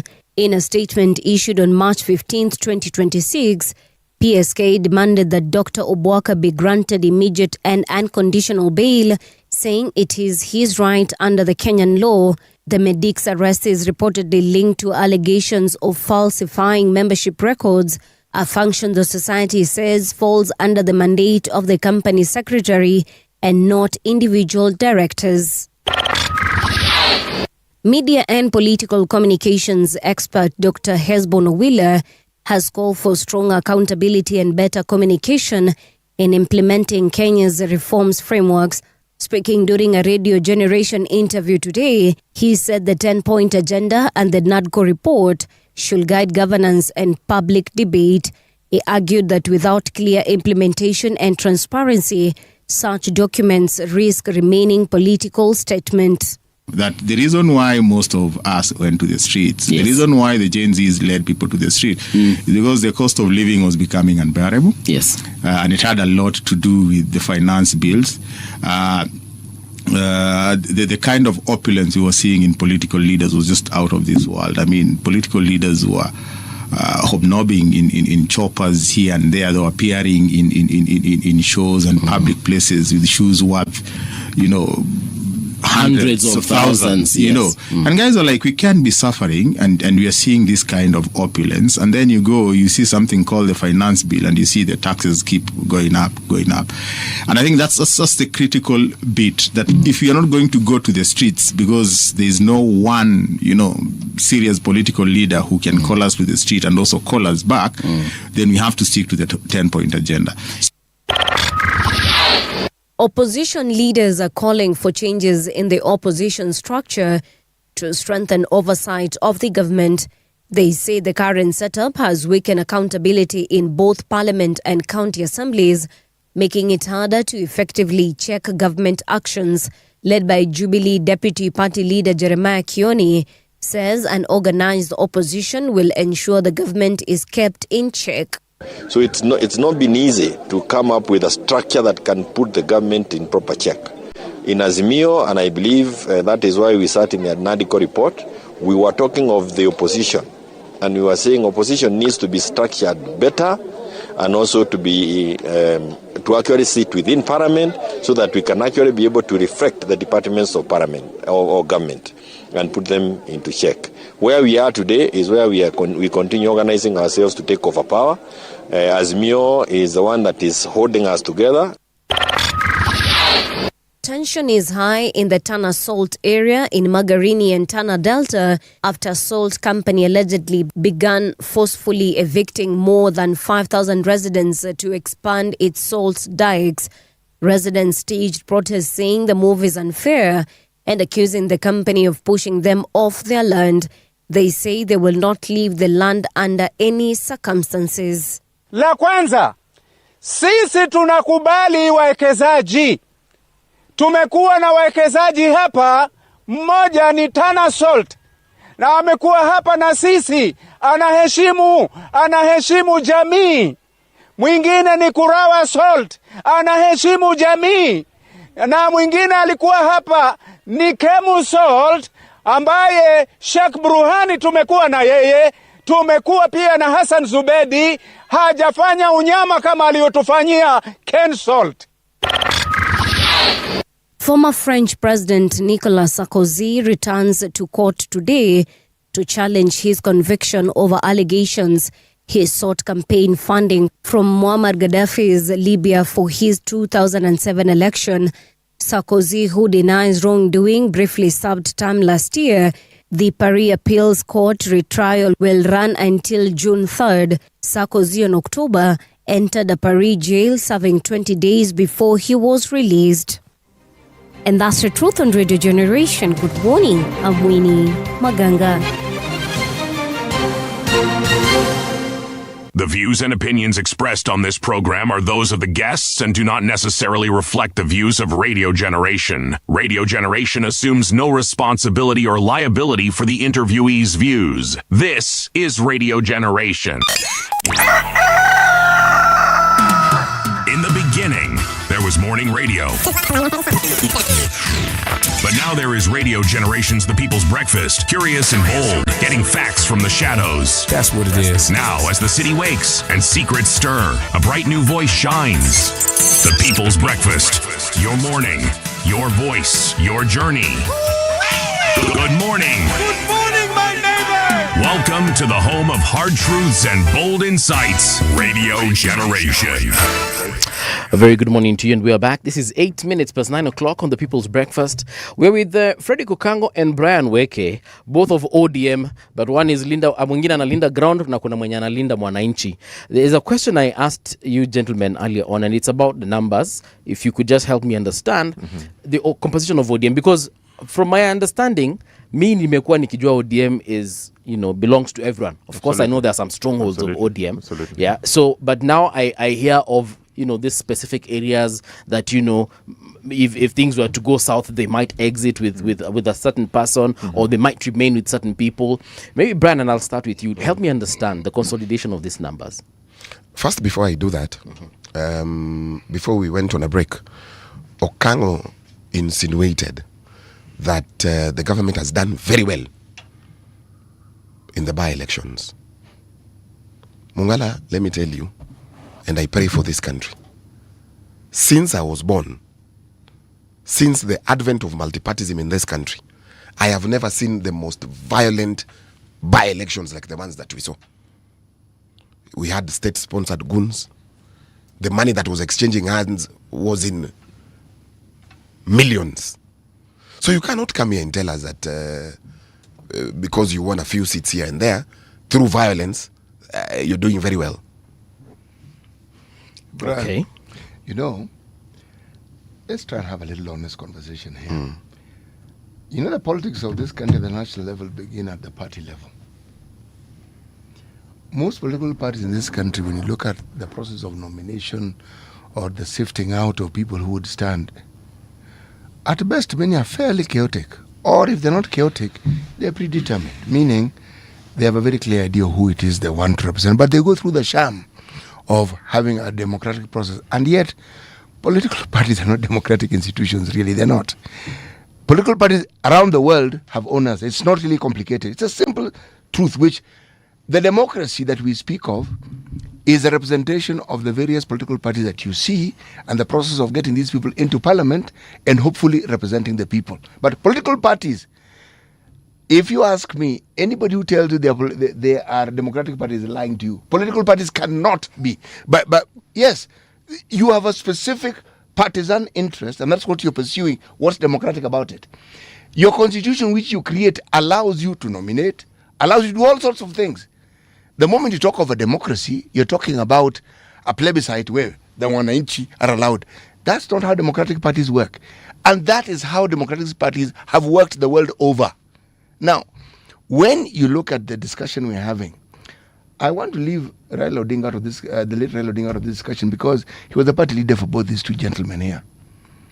They are leading a discussion that is useful and instructive to the country to understand what happens when you have a powerful leader departing, and how it is that people now look for realignment. This discussion here, this realignment. But significantly, there are people who know the power that ODM have who would not wish ODM to remain as a single unit. It's just a simple fact. And then when you look at these two gentlemen who are both politicians, you have to ask, what really is their interest?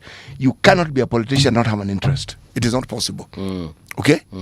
If people who elect the Pope have interest, Sembuse, Fred. itakuwa mere mortals who are in a political dispensation. But there is one element that is left out of this discussion. It is the public who have made ODM possible. The people who have felt that this is the party that actually represents them. Absolutely. If you look at just what ODM has been able to do in the democratic space of this country led by Raila Odinga, it is amazing to observe and it is amazing to see. Everything that we are talking about here, there were many participants who were not in ODM. But the leadership that made the charge and these things possible was Raila Odinga and his ODM. So here we are. What in this discussion could you say is keeping the flame of the interest that Raila Odinga and ODM stood for alive in this discussion here? What aspect of it would you say is keeping this discussion alive? I actually think this disagreement is good. I said it was a disagreement, I said it is, and then they proceeded to disagree. So my point was actually made. Why it is good is this. It means, at one level, this is a party that allows for divergent views. The democracy is alive. They allow for divergent views. And what you're seeing here is a quest for power, which again in political settings is allowed and is necessary. But let's circle back. Where are the people who make this particular party possible in this discussion? Because this is a discussion among the executives, the people who actually help run the party. Where is it? What is it that they think? What is it that they want? Or are we going to come to the conclusion that it doesn't really matter what they think? You will decide for them what they should think. Yes. Let me tell you, this city, I have to buy for him coffee. Now, this is a member of Linda Mwananchi. You see the way he's spoken. Anataka kulinda mwananchi. Yani, this is the and these are our divergent views with Okango. You know, as a young man, Brian Weke, the reason why I joined the ODM was because of certain things. And most of those things is what City has said. ODM was about the people, was for the people, was about human rights, was about democracy, was about governance. for the first time in history of ODM after our party leader is gone. Yeah. And that is the reason why you're seeing we are departing from these guys. If you see Kango here wearing a nice suit and a tie and saying, we want to negotiate. They're now interested in positions. They're now interested in who's taking what. Jodonga are now taking, let's take this, let's negotiate for this. We are negotiating. And they're not negotiating about the people. They're not negotiating about the interests of the people. They're not negotiating about how our people will be taken care of. It's very, very unfortunate. This same cabal, city, they had brought in Raila in Mombasa. The same cabal. And you saw them. And they wanted Raila to sign an agreement. Raila said, no, I have to go and consult the people. If you remember, in the morning, we saw Raila in State House, in Mombasa, with William, with the same cabal. Okay. And you saw them. All right. So they wanted Raila to sign an agreement. He said, no, let me go around and speak to my chairman. He started in Kilifi, went to Busia, went to Kisumu, all his support base. And when he came back, he instructed these guys, speak to Sifuna. That is how the 10-point agenda was born. Now, this 10-point agenda, I hear people talking about it, but they don't understand. 10-point agenda is the core of ODM. ODM as a party is about the 10-point agenda. Raila set these guys up and they didn't understand. He gave them a rope to hang themselves. The 10-point agenda, that's why they can never implement it. Because UDA does not believe in it. It is the core of ODM. If you read every point, is what espouses ODM. Okay. It is the backbone of ODM. It is everything about ODM. But guess what? These guys, now they come and tell us, we are doing very well. We are at 8 out of 10. Mongala. Yes, sir. Very unfortunate. I am listening to Weke. He's very economic with the truth. He says, Raila, let me start from negotiation. He says, we are negotiating for positions only. Yeah. In political negotiations, and I refer Weke to bottom-up principle. In political negotiations, you don't negotiate for positions only. You negotiate for power. Power comes with the resources, positions, development, and many others. That is why ODM has got the 7 principles and got the issue of concern to be addressed by the people. Number 2, I agree. Raila Odinga was very consultative. Raila Odinga went around this country and asked the people, asked his supporters, we are in a situation where this country is going down. As people and leaders who believe in this country, what should we do? The people told Raila, you must retreat in order to advance. Raila Amolo Odinga retreated. He claims that Raila told the people, go to Sifuna. ODM is not about personality. ODM is a structured institution with coherence, structure, and clarity. We believe in consultation as a national value in Article 7 of the party constitution. Weke knows that. Number 2, when Raila got the views of the people that we can actually unite this country and work together, Raila heeded to the public and said, we are going to create something that is going to stabilize this country. Okay. Then came the broad-based. The 10-point agenda was not there yet. Then Raila said, how do we sustain political stability of the country and ensure that it is not about ODM and UDA alone. It's about the people. Came full implementation of NADCO report. I was a technical expert in the NADCO. So, the other day, Weke and the team were launching a report they call 10-point lies. And for sure they lied because they were saying, under full implementation of NADCO report, nothing has been done. Weke is seated here today. He knows very well that Commission IBC is a product of NADCO. Weke knows very well that ethics and anti-corruption bill has been amended today. It is an act. Weke knows very well that statutory instrument bill has been amended today. It is an act. He knows that there are 2 bills under mediation.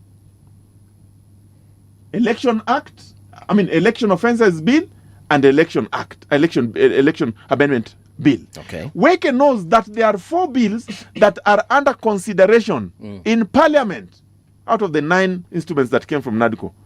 And he says, not reported. Let me take you. The document that he's talking about, Raila said We must be inclusive in all spheres of life. That is Raila. That is ODM. And for sure, inclusion is not about power in position alone. It's about financial inclusion. Today, as we speak, what is the attempt? And remember, this report is not final report. It's a progress report. It shows where have we reached, what more can we do to make it better. Okay. Today, the marginalization inclusion of this country, 500 million has been set as a scholarship fund for children coming from marginalized community. He doesn't appreciate that. 200 million has been set for structural development in schools in marginalized community. There has been set Directorate of Marginalized Community in the office of the president to look into policy and regulations that will govern that. But most interestingly, we are talking about issues of young people. Okay. They believe they have the young people. Has there been progress towards addressing the concern of young people? Maybe not to the level that is required, but there have been progress. And I'll tell you, today, over 840,000 young Kenyans are targeted to enjoy Nyota program funds, which is a grant from World Bank. Not alone. And they say that is a political slush fund. By World Bank? They are insulting the young people that they pretend to protect, while these are young people who are receiving this fund. They have nothing. 20,000, 25,000 in batches. They have been trained. They are saying the young people are not, the issue are not addressed.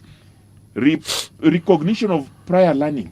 The mechanics in Suba, where he come from, that did not go to school, but because of economic hardship, they managed to go through mechanic training in a village there and got some knowledge. They are now recognized. The carpenters, they are saying that has not been done.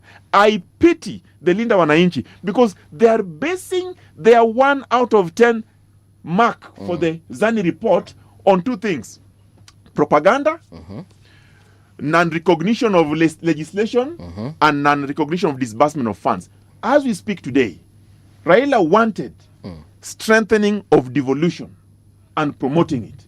We know for fact, before the broad-based, funds that were going to the counties were delayed. As we speak, by June 30th, 2024, there is no holding back of funds. They are redisbursed in time. But most importantly, the allocation has improved from 385 billion to 415 billion. They don't see that. I know this is not the best that we can get, but that's why it's called progress report.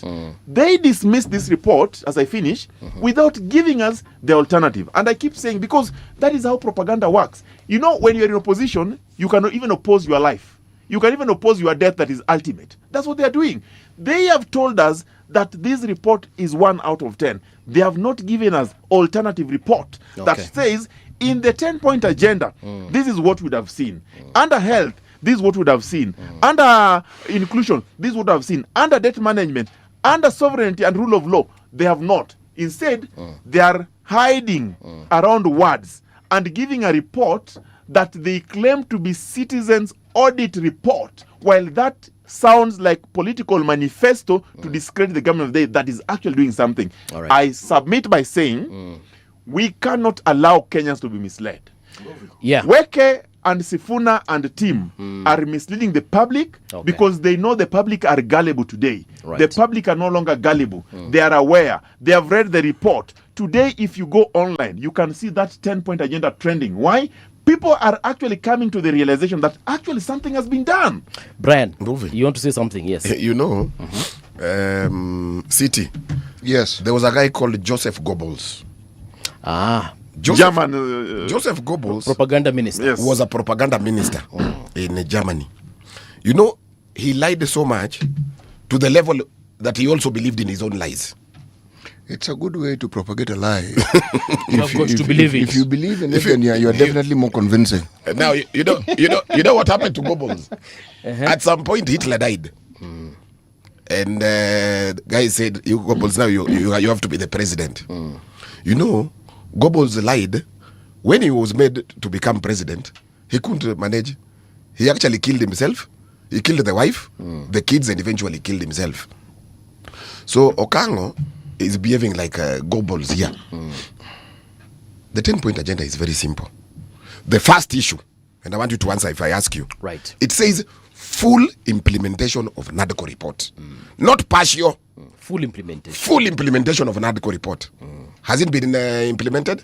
He has said it's in the progress. The report was progress report. Movie. Yes. I am the one asking the questions. Okay. The wording says full implementation of NADCO report. Not progress. Has it been fully implemented? No. Absolutely not. Then you say you are at 8 out of 10. Under this full implementation of NADCO report, one of the key issues was audit of the last election. Has it started? Has it been done? There was a court case against it. There was an order stopping. Allow me. I'm the one prosecuting my case. You prosecuted your case. Okay. The audit of the last election, it is one of the key issues in this report. It has not been done. Neither has it started. Okay. So you cannot come here and tell us you are at 8 out of 10. Yeah, that is 0 out of 10 because it has not been fully. And this guy was in NADCO report. He was in that committee. He knows what is in that report. He said he was in the technical. Yes, he was. Yes, I was. Now, protecting devolution. As we speak, this national government owes Nairobi government 100 billion. Then they come here and say, okay, well, don't worry, we'll give you 80 billion, but you will not manage it. We will create a committee that will manage it. How is that protecting devolution? Issues to do with freedom of assembly. Freedom of assembly. See what is happening to Gachagua. Our Linda Mwananchi, they've mobilized goons when we were going to Kakamega. At the airport, we had to change planes and board a caravan to land in Kakamega because they had organized. Yani, there is no freedom of assembly in this country. Then you're telling us you're at 8 out of 10. How is that? Okay. Audit of the national debt. Has it been done? Have you seen? I haven't seen it. Then it provides very clearly that before the lapse of 1 year, right, the government will do an audit of national debt. They should tell us what we owe, who do we owe, and what that debt did. Has not been done. Okay. So all these things, if I fight against corruption, if there is anything that this government does not talk about, corruption, it's corruption. Have you ever had William Ruto talk about corruption? What I'm interested in is in seeing people arrested. You whether will not about see. it or not. Forget about even people being arrested. They will not even mention corruption. Okay. And let me tell you the magnitude of corruption in this government. Fred, don't get too much. The magnitude of corruption in this government supersedes all other governments combined. You'll never hear somebody, a PS being arrested. You'll never hear a parastatal chief being arrested. You'll never hear anything like that. Okay. So then you come and tell us we are at 8 out of 10. This is a joke. Mongala. Yes, sir. You know, I'm listening to Weke and I feel like crying. We're talking about... Has he raised valid concerns? No. He has Stop not. abductions. He has not. Because the report was supposed to be given progressively. You make steps, you give a report. You make steps, you give a report. He doesn't want to tell you that. So what he's saying, those are challenges that we hope that ultimately will be addressed, and not even with Can this I just pick one? No. Let me just continue. All right. Not only with Number this 9, government. stop wastage of public resources. Number 2, he has told about strengthening devolution. I've told him the increment in the equitable share. Yeah. Remember, the Council of Governors went public and said there are certain senators that are actually undermining devolution. They're extortionists. One of his friends was mentioned. These are not my words.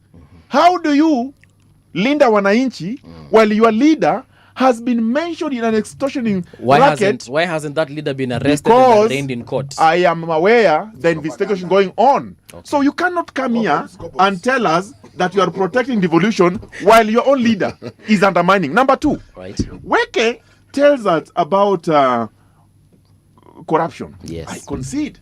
Corruption in this country is rampant. I concede. It is something that started way back.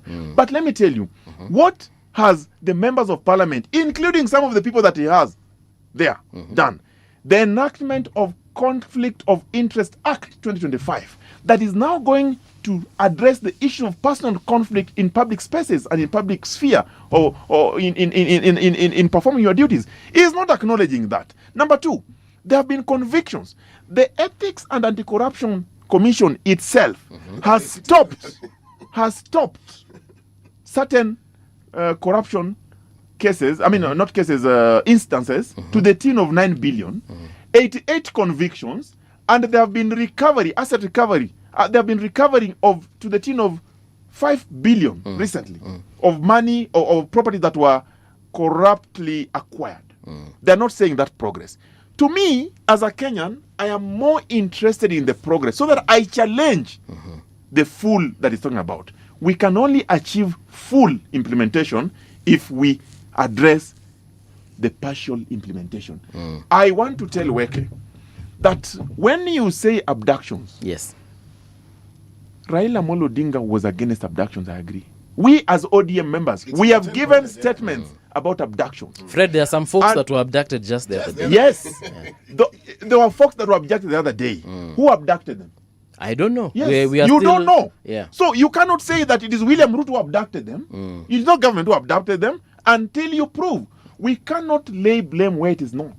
If they were abducted, we must know who abducted them and why. On freedom of assembly? Freedom of assembly. Yeah. Article 37 of the Constitution. To exercise that provision constitutionally, yes, you go to the protest unarmed and peacefully. Now, when I see that, I cry because I have relatives and friends who are Gen Z who went to the protest and they were mistreated. And that's why we are saying today, the government has acknowledged that there was a problem and we must now address. The bill that was introduced in Parliament, anti-demonstration bill, anti-protest bill, was withdrawn because the public, we said no. ODM said no. He cannot acknowledge that. He's talking about their meetings. Can I tell you what happens in their meeting? Tell me. These are gentlemen who drive with tear gas in their cars. They claim that they have no power to access tear gas. I'm not talking about proper. No. No. Let me tell you and explain. Can you tell him to withdraw? Let me tell you. Weke himself knows that there's no government, no sane government that can decide to disrupt a meeting that was legally organized. But Fred, why would the police go into that extra mile to do that? I have a question. Why? Nani hii country anakuanga na tear gas? The last I checked, it's just the security forces. Do they have security officers or police protecting them? Of course they do, yes. So why are you telling me that's not possible? Okay. Why are you telling me? So their own security guards? I am saying it is a possibility. I can tell you. We have seen instances. Now you should know. No. That ODM. Let me finish. That fought for democracy. You see. Let him finish. Let me finish because I also allowed him to finish. Yeah. Mungala. Yeah. We cannot cry every time. They are whining and crying. Our meetings are being disrupted while they stand on agenda. You are mistreating our on agenda. We are being accused of extorting funds in Senate while they stand on agenda. No. We are asking for collective responsibility. The police are required to maintain law and order. In every meeting, they are doing so. If there are breaches of that protocol, then the police must take responsibility. That's what we are saying. Last but not least, on the issue of wastage, and especially when we see a lot of wastage coming from opulence. Yes. Raila Amolo Odinga said no. We cannot allow opulence. We don't allow it. Today, opulence. Today, the government, through this report, they have recorded that one of the ways that wastages used to occur is through procurement. You procure vehicles left, right, and center. You procure flowers. You procure mandazi. You procure what?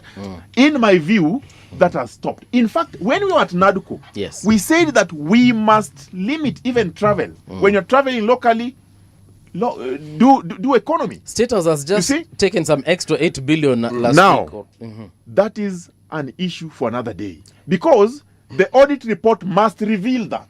The audit report must reveal that. I'm not going to listen to rumors from Weke and the team. But it was no. That does the audit report reveal that? It says. But Fred, you're being in. No, Fred. It is only when does an audit report come out? The audit report is it not a historical report? Yes, it is an historical report. Precisely. And how often does it come out? Let me tell you. So that Weke can get in. you know, it is only the audit report that shall reveal whether public money has been used lawfully or efficiently. Article 229. Weke is a lawyer, he knows that. Now, if that is the case, then it says after every 3 months, within 3 months, when these audit reports are submitted in Parliament, he has members of Parliament, Linda Wananchi. The members of Parliament must take appropriate action. What action has Linda Wananchi taken if the audit report reveal that there is misappropriation? But I'm not saying there are no wastages. There are wastages. I concede. There are wastages. What are we doing about wastages? We have to apply ourselves to austerity measures. We must live within our means. And no. I am saying, as per the progress report today, what has been done today. If we were to complete this cycle in 50 years, 20 years, then we can talk about fully. Brian, today, even if Weke was to be the president, the same challenges will reoccur. The 10-point agenda was not about a period. It is an issue, or the issues that we must address every single day, because they affect us every single day. So you cannot rate them at 1 out of 10. No, you cannot. But he has raised some valid points there in terms of something is being done. It's just that Linda Mwananchi hamtaki kukubali imefanyika. Hata kama ni 0.2%. You know, first, where Raila is, where we come from, we are saying he's actually moving in his grave. That a serious member of his party, Okango, you know, one of the key issues that Raila fought for is fundamental freedoms. One of the key issues that Raila fought for is issues to do with the rule of law. One of the key issues that Raila fought for is issues to do with the right to freedom of assembly. Now, a member of ODM, I want you to understand, a member of ODM is talking about us going to buy tear gas from a supermarket, then we tear gas ourselves. It's very, very unfortunate. He has said that your security officers are the ones doing it. It is very unfortunate. I said, even security officers, the procedure is picking tear gas or picking a firearm, you have to sign for it. So if there is an officer that signed for tear gas and went and threw it in Nini, he should be accountable. You know, those machinations, we've seen them many years, movie. If Okango, a serious member of ODM, you know, we have been beaten in these streets, fighting for the rights of the common man. If he can come and say that we are tear gassing ourselves, it's very, very unfortunate. On issues to do with wastage and lifestyle, look at how much State House is spending. 17B. Then Okango is saying, you wait for the audit report so that we don't discuss it now. We wait for it after the audit has been done. Look at what is happening. Somebody walks in a church, gives 20 million, walks somewhere, gives I don't know what. This is my empowerment. They are going around giving people 30, 40 million. You know, it's very, very unfortunate. I think we are losing it as a country. Then you come and tell us here, we are doing okay. We are at 8 out of 10. You know, the real problem, if you ask me, is how we focus our discussion on these matters. You know the number of Kenyans who today are facing starvation? They actually don't know what they're going to eat today. And now that we have with these heavy rains, that number is going to increase. And not long after this, there'll be disease breakout. There's drought. There's drought. The reason why I keep bringing this up is this. It represents the situation that we're in. If we look at the minimum wage that is considered to be universally accepted, do you know what percentage of Kenyans live below the so-called minimum wage bracket? What is the percentage? 77. Okay. It's not that they don't survive, but please understand, very many people who live in this town they seem to fall under the radar of what you call the World Bank and all these institutions for a simple reason. It's how we survive. Many people get food sent to them from the rural areas, what they eat locally here. And how they survive is not within the brackets of the indicators that they use to measure. So they will remember for the longest time what we call the SMEs or SSME or SMME, whatever they're called. They were called by the World Bank as the hidden economy. We now give it a new term. Part of the measurement has to do with not knowing exactly how much. KRA has been trying to figure this thing out for a long time and they're still trying to figure it out. Why do I keep going back to this? Agriculture is a devolved function. Meaning, every county in this government needs to focus on how they can be food secure. Okay? But do they do this? Maybe to some little. Your grandparents were food secure. They didn't have all these advantages that you have. They actually were food secure. That's why when you go to many of these areas, in the rural areas, especially, I'm talking about the region that I know well, they all had a granary somewhere. How do you have a granary if you don't have access? It's access that goes to the granary. When our politics is about executive issues to do with who has power and who doesn't, and who represents the people more than they do, and yet the opportunity to represent the people exists. The governors we have in this country, a good number of them are ODM. Members of parliament, the party that has the largest number of MPs, as determined by the court, is ODM. The formation that we call Azimio had the largest number in parliament, again determined by the courts. It's not me who's determining it. So, should this region that ODM has oversighted and has got the largest numbers, should they not be the regions that are doing the best in the country? Because all the wars, the fighting, the sufuria wearing, the everything that has gone on was so that these people's lives could be better. Now, what progress report is this if with all this discussion, their lives even before these rains is worse than it was before? So what exactly are you saying? It is not that the cost of unga has gone down. It has gone down. But can they afford it even when it has gone down? It has gone down.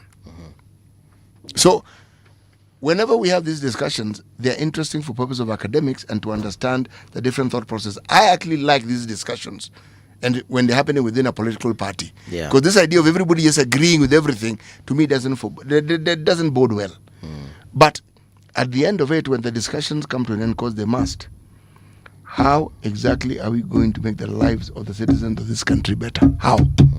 If that isn't being addressed, then all these discussions we're having are actually a complete waste of time.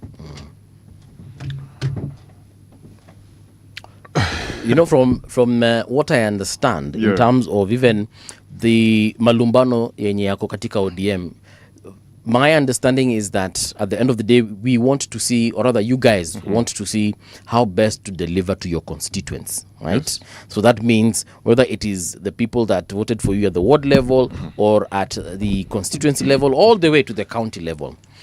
I'm just waiting to understand how Linda Ground is hoping to achieve that going forward. Yeah. Correct. Mungala. Yeah.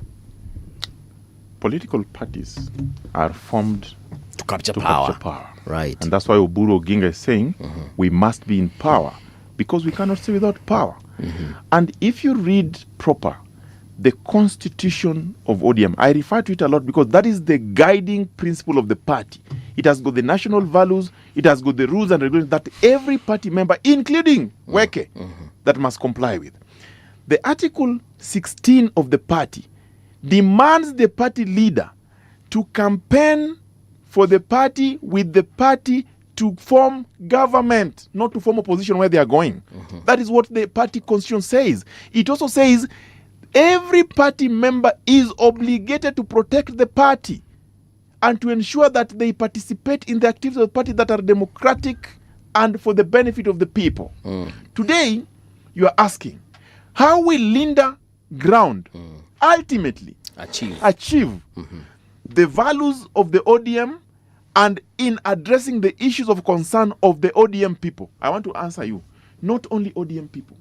Political parties are vehicles of democratic governance. And when you get to power, you not only address the issue of your supporters, but also other people that are not your supporters. Because you are in government, you are mandated by the Constitution to do that. Today, we believe that when we go to the ground, we must tell the people the truth. The truth of the matter is we are at a bad place. But we cannot keep whining as Linda Wananchi. Mbaya, must go, Kasongo, one term. No, we must now tell them where is the solution. And we are telling them, the first thing that Linda Ground Initiative are telling the people, take a vote. register as a voter, so that you are democratically empowered to make a decision come election time. We are waiting for that. And they're saying they're coming. Let's compete. Number two, we are giving them the message. What is the message, Mungala? We are saying we are at a situation where we must look at where we are coming from. For very many years, our supporters have been on the street. Resist. IBC must go. And many other initiatives. Protest. That combative politics, in a way, has not enabled our people to progress. Because we believe that after every election, we must be the petitioners. We have never defended any petition. This time round, we have told our people, we have been fighting other people's war. Because politicians, majority of them, believe that once you get to that power, you abandon your people. So the best way is saying we must now get into that power and see how best do we work from within? By collaborating with the incumbent. By collaborating with the like mind, not incumbent. And they have argued. Is abduction like mind? Is corruption like mind? They have argued that. But let me tell them. I believe in the principles of political negotiation. That says, when you are going for a deal, ask yourself, where I am today, if there were no any deal, would I be better? Orange Democratic Movement has looked at that and they have realized that today the best course of action is to partner with UDA to acquire power. Reason is the other side, they have no agenda, they have no idea, they have got no manifesto, they have got no candidate, they have got no plan to secure the lives of Kenyans. So you'd rather go where there's a plan. And I was in Azimio. If you look at Azimio, ODM was one of the biggest partners. If you look at the manifesto of Azimio and look at the manifesto of Kenya Kwanza, there were concurrent issues. I'll give you an example. Affordable housing. We all said that to address the shortage of housing in this country, we must initiate a program called affordable housing. The mechanics were different, but the idea, the principle was the same.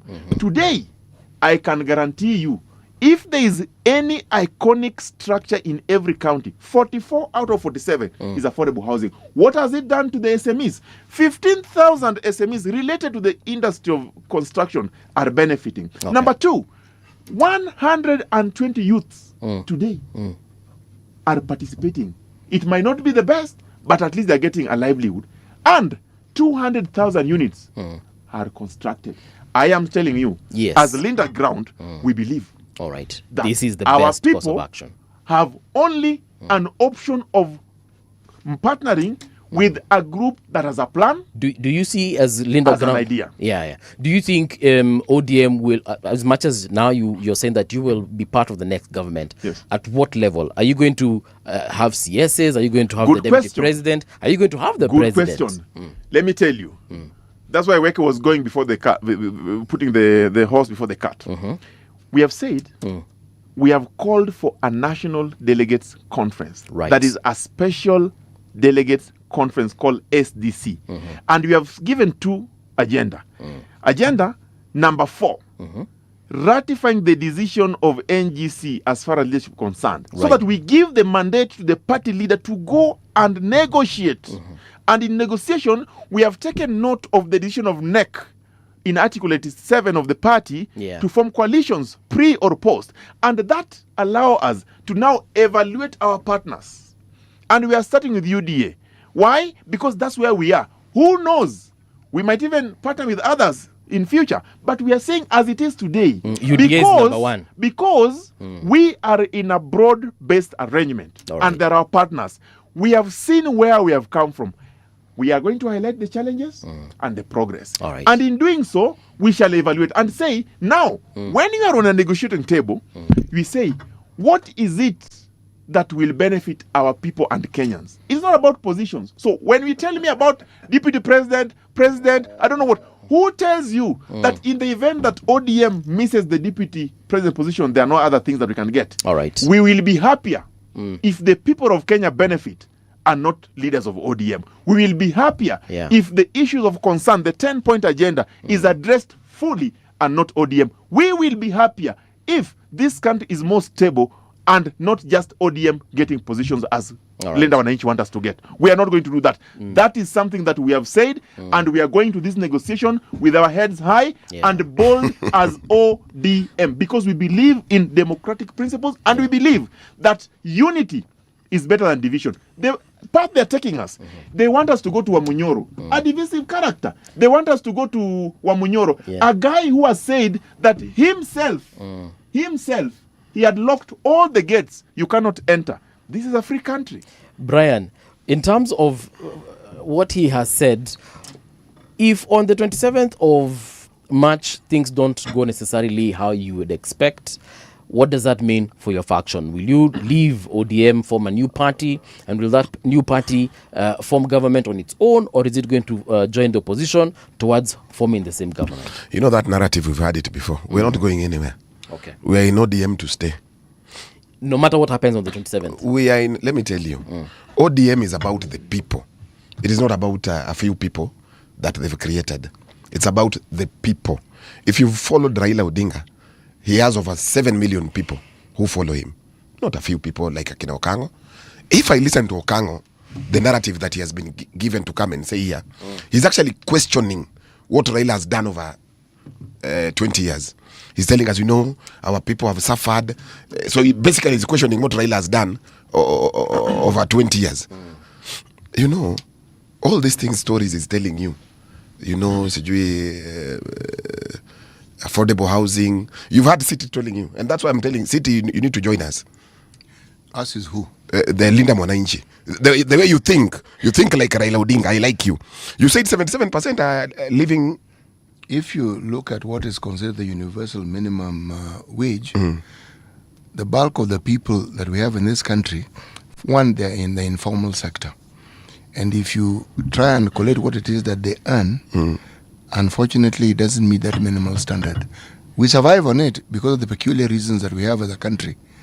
But, for instance, let me ask you a question.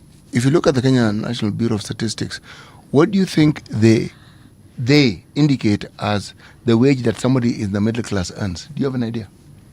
You can look at it.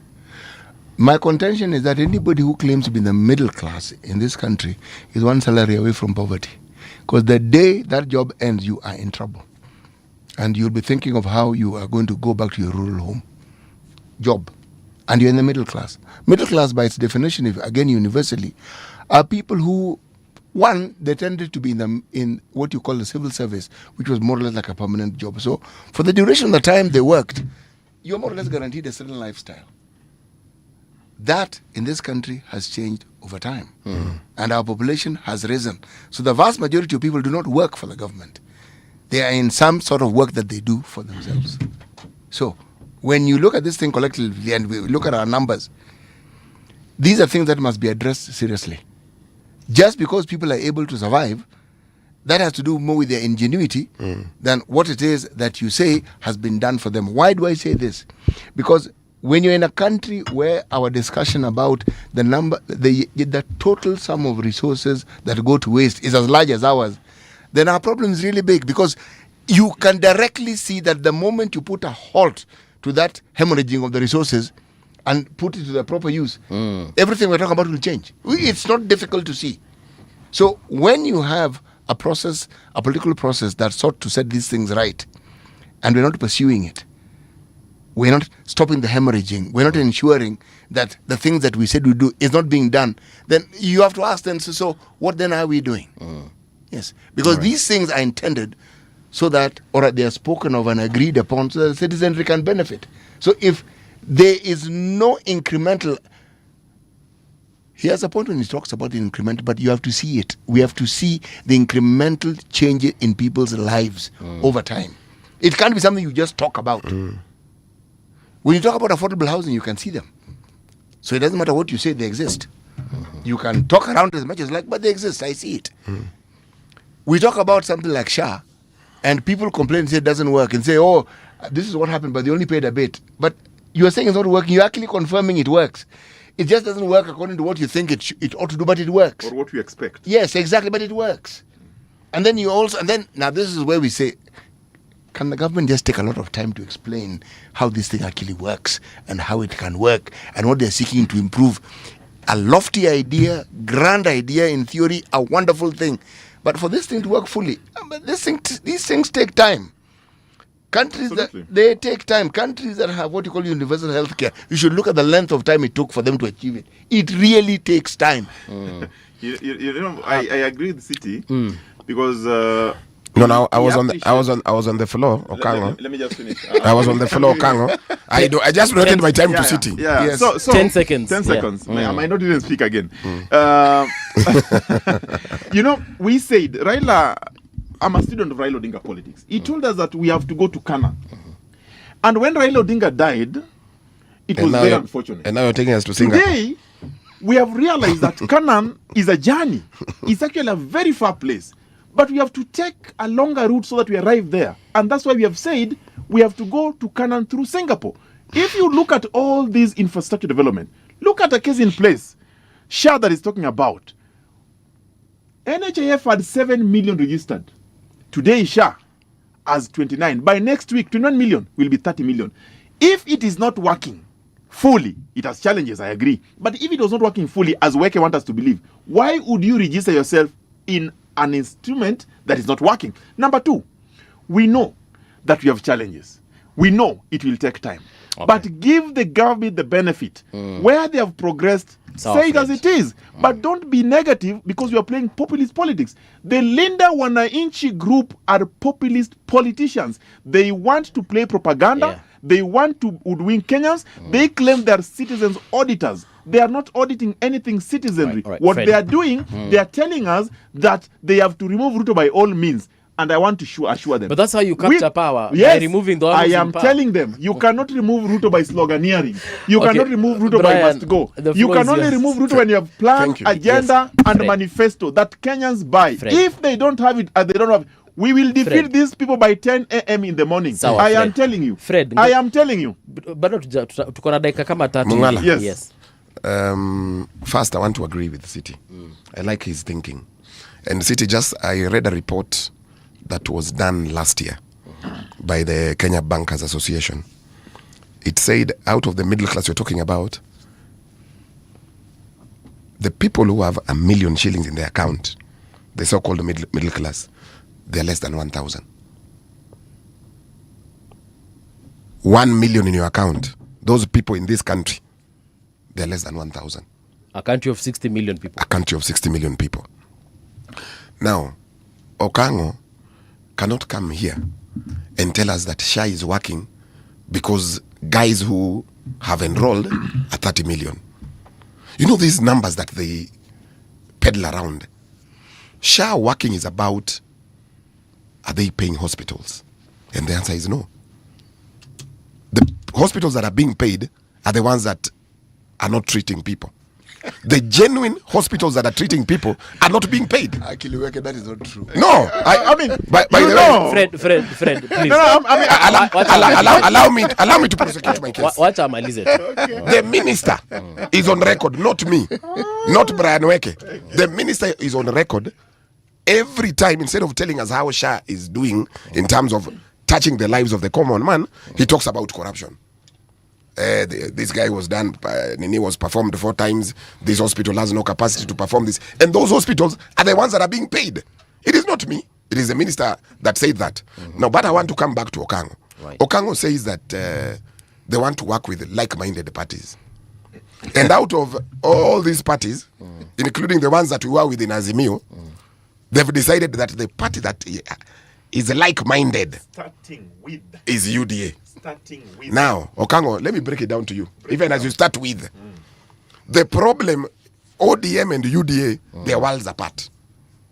Number one, we cannot have a party that you claim is like-minded. Like-minded is not giving passports to funny characters that we've seen. You've seen RSF guys, funny characters being issued with the passports. Kenyan passports, for crying out loud. Like-mindedness is not the kind of corruption that we are seeing in this country. Like-mindedness is not about the abductions we are seeing in this country. Like-mindedness is not the lack of rule of law that we are seeing in this country. ODM is about governance, is about rule of law, is about certain fundamental freedoms. Everything that these guys don't stand for. So if you're starting with a party that is like-minded, find the parties that traditionally have been with us. Yeah. And you know, Mungala, you have to ask this Okango, because that is the narrative they're telling our people in Nyanza. That this time around, we're not going to the opposition. No, just breathe in. I agree with, and I want to agree with you fully. And I agree with you fully. Absolutely. But the opposition is where you are. Because where is this William Ruto getting votes from? Kisses are gone. Luyas are gone. You know your mic is off. Kambas are gone. Luos, 50% gone. So how are they going to make a government? All right. Explain to me like a 3-year-old. Mungala. Yes. Mimi, don't take our people to opposition. I agree with Weke. Right. We shall not take Kenyans, not only our people, to the opposition. Because in the opposition is where propaganda lies.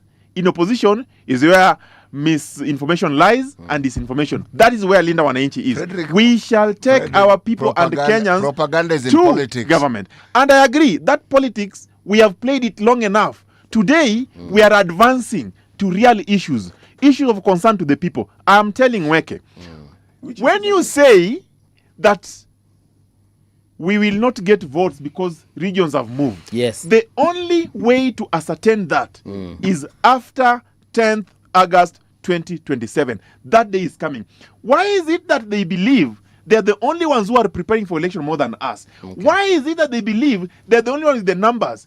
If they want, I want to dare them. Weke and the team, I want to dare you. Because you don't like ODM and you think it's a party that has been hijacked, exit ODM, form your party, come with ideas, plan, agenda. Let's compete and see who wins. If you do that, I'll respect you. But otherwise, all these are propaganda and Kenyans are wiser. Kuna upungufu ya wajinga humu nchini. And we are not going to buy propaganda from Linda Wananchi. Weke is the lead propagandist in that team, we know. And they are funded to say what they are saying. We will not allow you, my people of ODM. I want to ask you. I want to ask you. You can't even use the word also. I'm not funded. I'm just. They are being funded from State House. It is not also. You're both being funded. Us, we are not being funded. Gentlemen, and we're asking Kenyans for money. Gentlemen, have you ever heard of the English phrase, airing your dirty linen in public? Which is very good, by the way. Funga ikitu, bro. He wears his dirty in public. See you tomorrow morning, bright and early. Gentlemen, thank you so much. Thank you so much for availing yourselves. Mimi nitawaambia hivi. Mimi, I belong to a group of Kenyans that think hapa kuna game inachezwa na ODM yote. Both Linda Ground na Linda Wananchi. Na Wananchi asipochunga anaweza kuwa fala in 2027. Batna. Best alternative to a negotiated agreement. Say so. And remember Jodonga H. See you tomorrow morning, bright and early.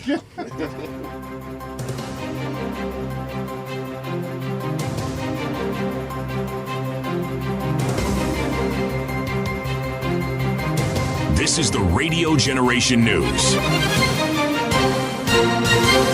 Good morning, I'm Winnie Maganga. 3 people have died in Kitui County following water-related accidents caused by heavy rains in the area.